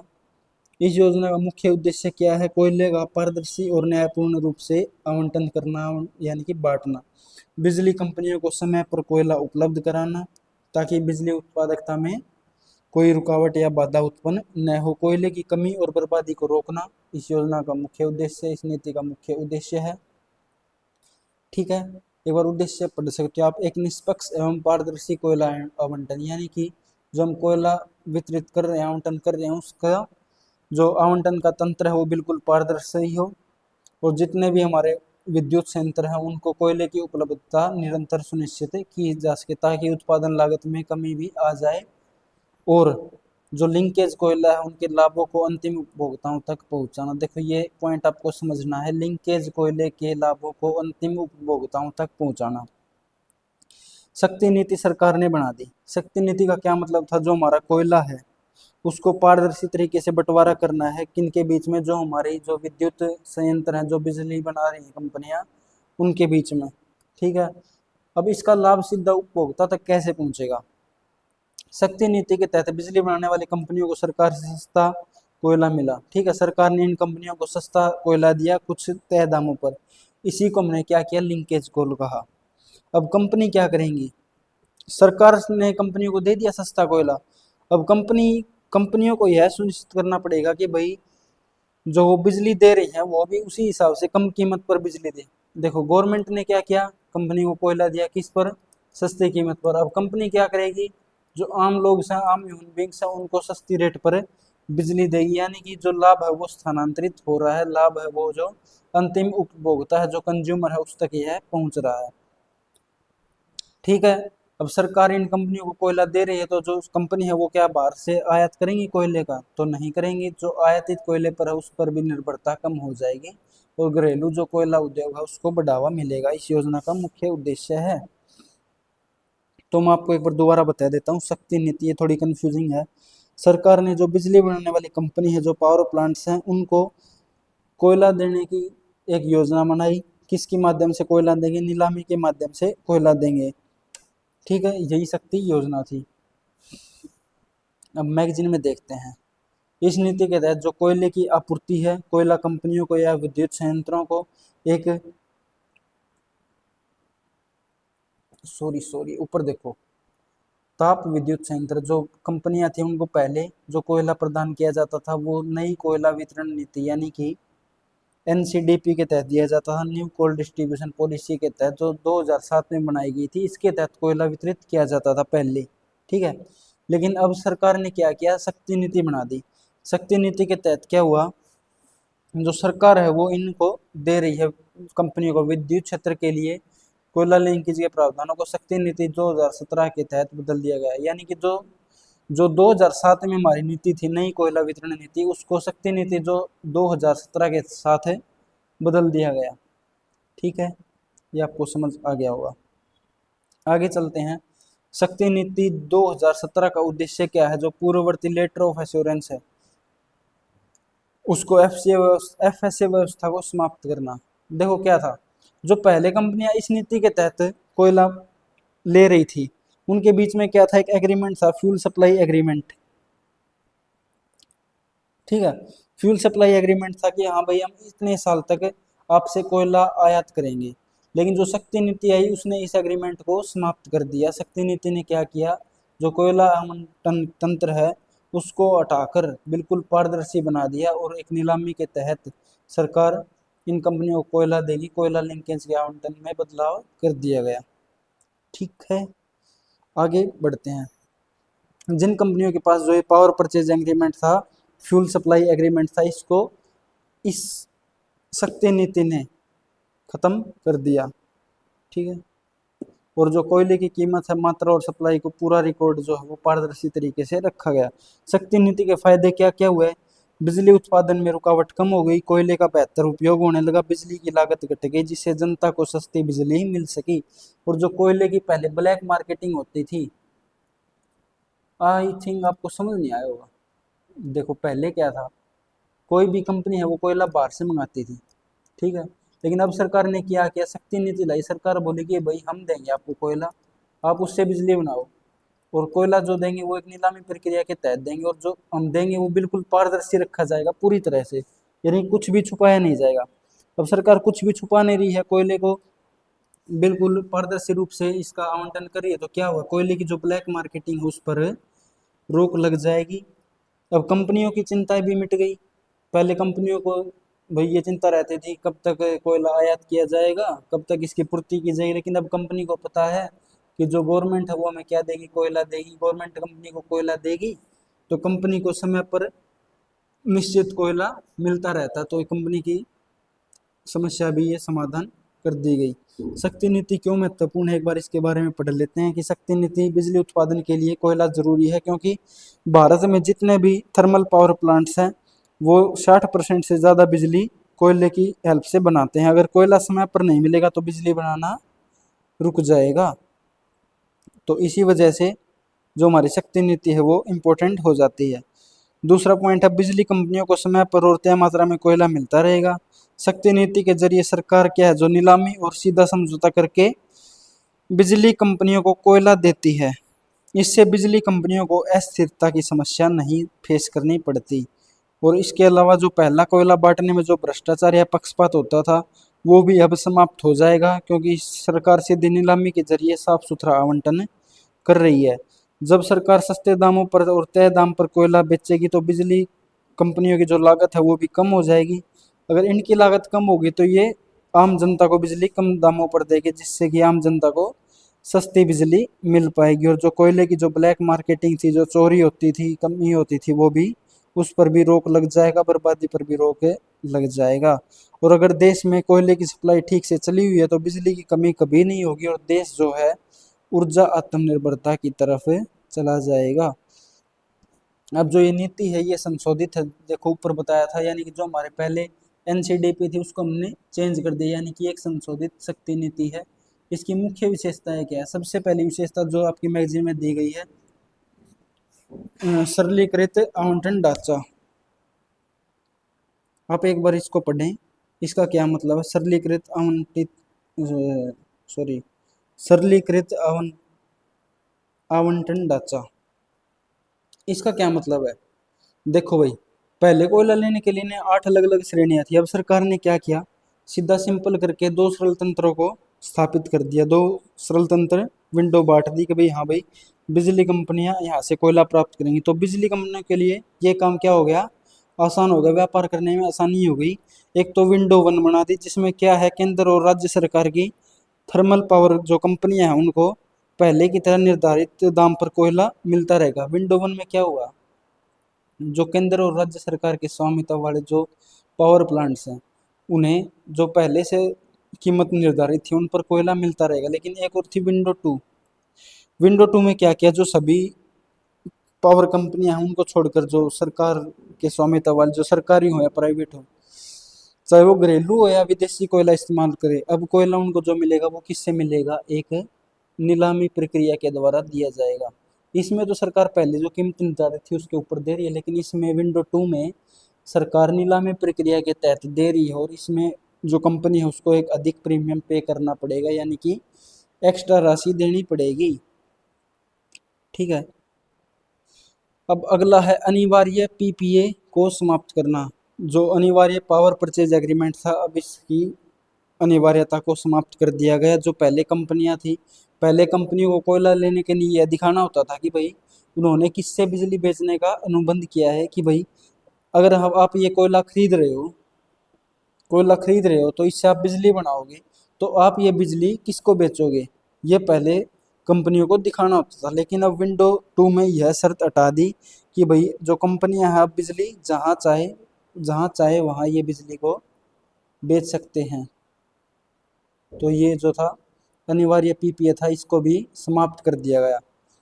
अगला है विद्युत क्षेत्र की गतिशील कोयला मांगों को पूरा करना। जो कोयले की मांग है उसमें लचीलापन ला दिया गया। अब कंपनियां जो है अपनी ज़रूरत के हिसाब से 1 साल से लेकर 25 साल तक नीलामी प्रक्रिया से कोयला खरीद सकती हैं, यानी कि 12 महीने, यानी कि 1 साल से लेकर 25 साल तक नीलामी प्रक्रिया से कंपनियां कोयला खरीद सकती हैं। इससे छोटी और लंबी अवधि दोनों ज़रूरतें पूरी की जा सकेंगी। फिर अगला है पिट हेड विद्युत संयंत्रों को प्राथमिकता। पिट हेड पावर प्लांट्स को बढ़ावा। तो देखो एक वर्ड यूज हुआ, पिट हेड। पिट मार्कर काम नहीं कर रहा।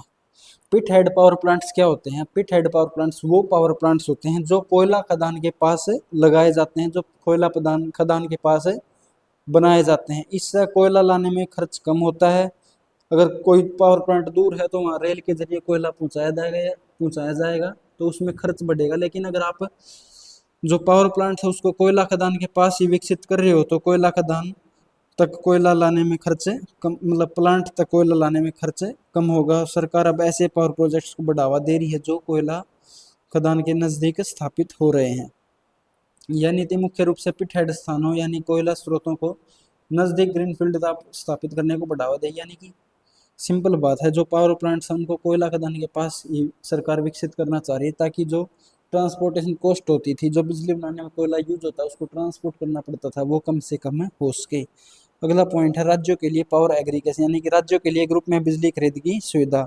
अब सरकार ने ये कर दिया कि भाई कई राज्य मिलकर ना एक साथ बिजली खरीद सकते हैं, जैसे एक टीम बनाकर और एक टैरिफ आधारित नीलामी के जरिए एक से ज़्यादा राज्य आए, वो एक साथ टीम बनाकर बिजली खरीद सकते हैं नीलामी प्रक्रिया के जरिए। इससे छोटे राज्यों को भी सस्ती और स्थायी बिजली मिल सकेगी। यानी कि छोटे छोटे राज्य जिनको कम बिजली की आवश्यकता है वो एक टीम बनाए, टीम बनाकर एक साथ बिजली खरीदे नीलामी प्रक्रिया में। और इससे क्या होगा, जो भी छोटे छोटे राज्य एक साथ मिले हैं उनको सस्ती बिजली मिल जाएगी। अगर वो एक एक एक करके लेने जाते तो उनको बिजली थोड़ी महंगी पड़ती। अब क्या है आयात प्रतिस्थापन, यानी कि अब देखो आयात प्रतिस्थापन क्या होगा। पहले कंपनियां बाहर से कोयला आयात कर रही थी, अब सरकार ने क्या कह दिया कि भाई हम आपको कोयला देंगे नीलामी प्रक्रिया के माध्यम, यानी कि सरकार कंपनियों को कोयला प्रदान कराएगी। तो इससे क्या हो जाएगा, आयात कम होगा। अगर अब जो पावर प्लांट जो पहले विदेशी कोयले पर चल रहे थे, अब वो भी विंडो 2 के तहत भारतीय कोयला खरीदने की जो उनको अनुमति मिल गई, यानी कि वो भी भारत सरकार से कोयला खरीदेंगे। इससे क्या होगा, विदेशी कोयला पर निर्भरता घट जाएगी और देश का पैसा बच जाएगा, यानी कि जो फॉरेन एक्सचेंज है वो बच जाएगा और विदेशी कोयले के आयात पर निर्भरता कम हो जाएगी। अगला पॉइंट है लिंकेज का युक्तिकरण, कोयला लिंकेज का सही उपयोग। यानी कि अब सरकार कोयला इस तरह से बांटेगी कि भाई कम दूरी में तो डिलीवरी हो कोयले की और रेलवे पर भी दबाव कम पड़े। यानी कि वही पॉइंट है, सरकार क्या कर रही है, जो पावर प्लांट्स हैं उनको कहाँ पर विकसित कर रही है, जो हमारी कोयला जो खदान है उनके पास पावर प्लांट्स को विकसित कर रही है। तो इसका उद्देश्य क्या है, जो रेलवे पर है वो भार कम पड़ेगा और जो कोयला है वो कम दूरी में हमें डिलीवरी करना पड़ेगा, जिससे उपभोक्ताओं यानी कि कंज्यूमर्स को भी सस्ती दर पर बिजली प्राप्त हो पाएगी।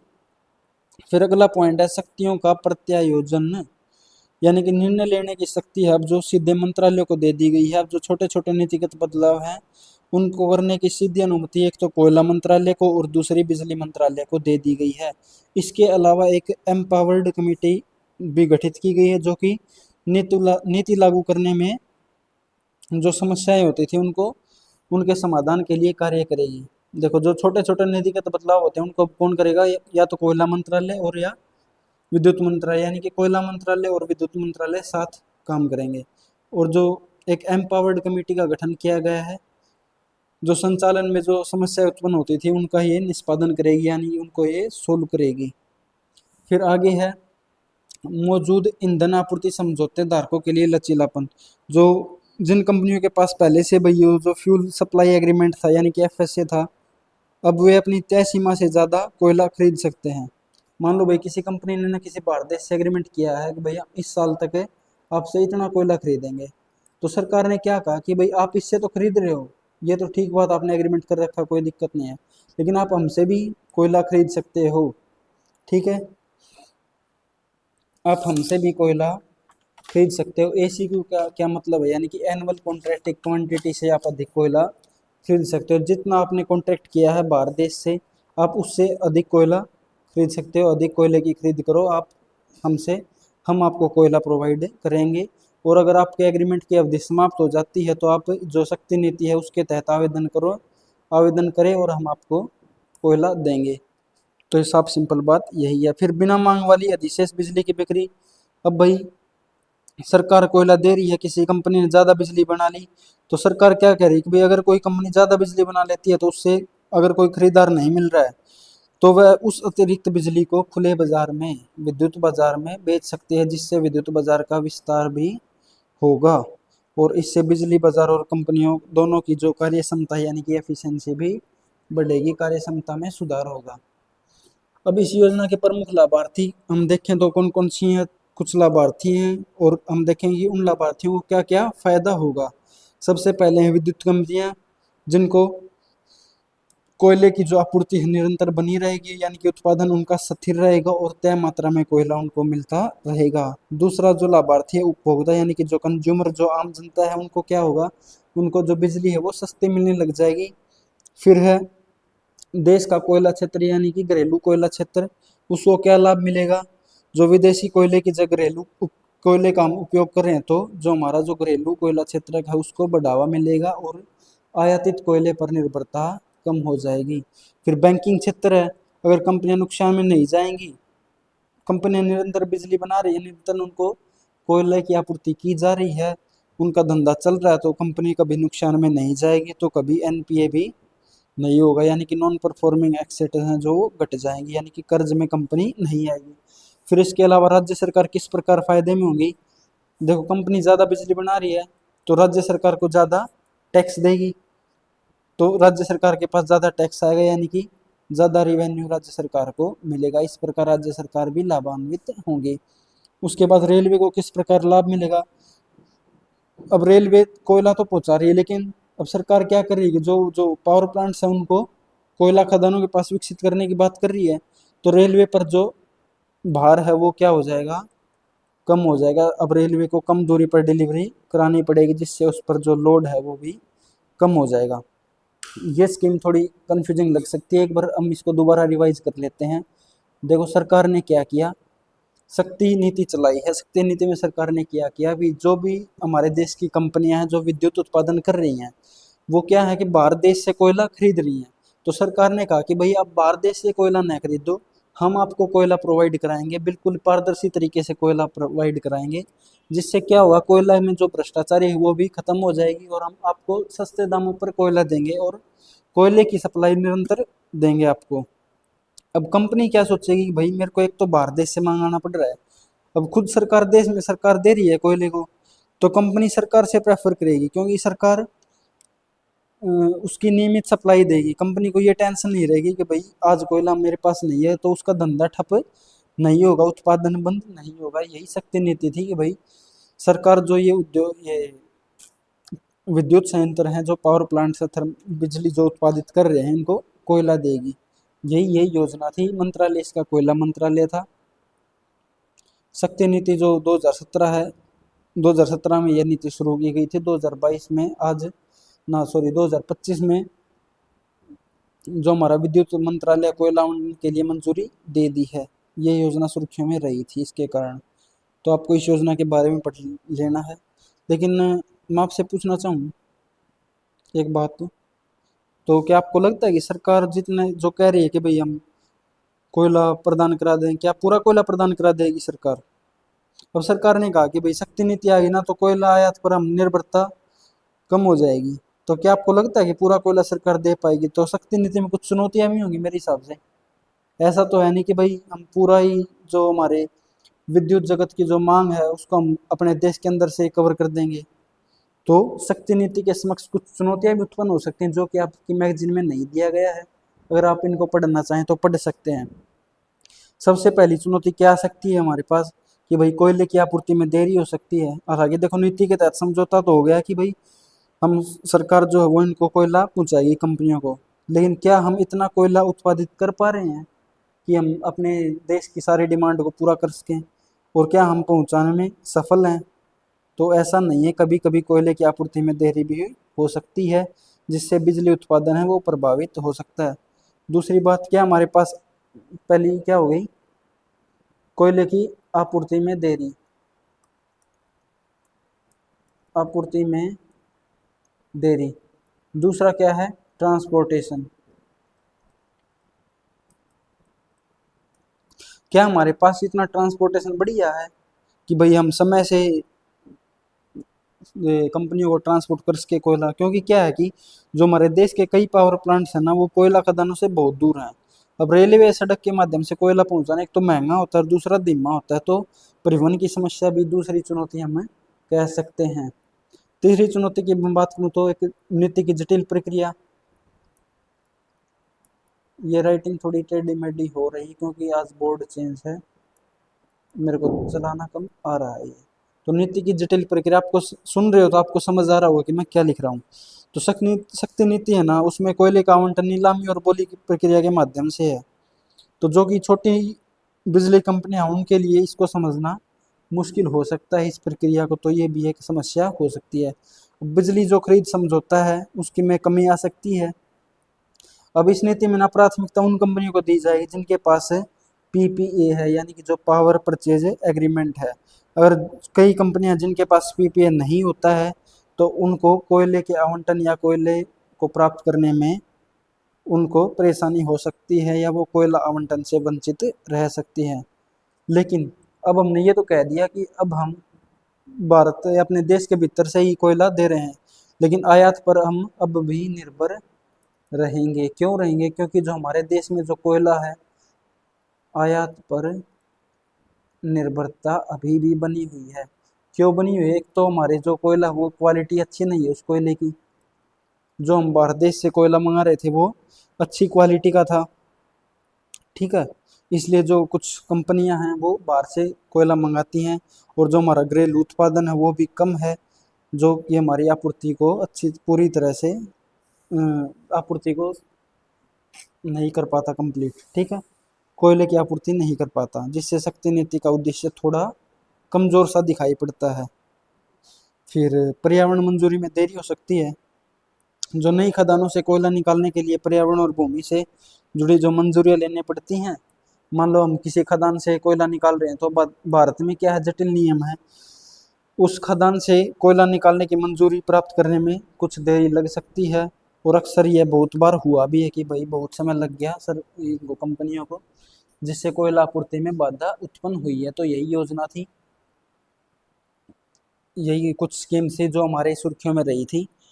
तो मैं आपको दोबारा बोलना चाहूँगा, अगर आपको वीडियो पसंद आई है तो चैनल को लाइक शेयर और सब्सक्राइब कर दे। 1.5 घंटे की वीडियो हो चुकी है, अभी इसको समाप्त करते हैं। ज़्यादा से ज़्यादा दोस्तों को शेयर करें इस चैनल को, ताकि उनको भी ये वीडियो मिल जाए, ताकि वो अच्छी तैयारी कर सके। धन्यवाद।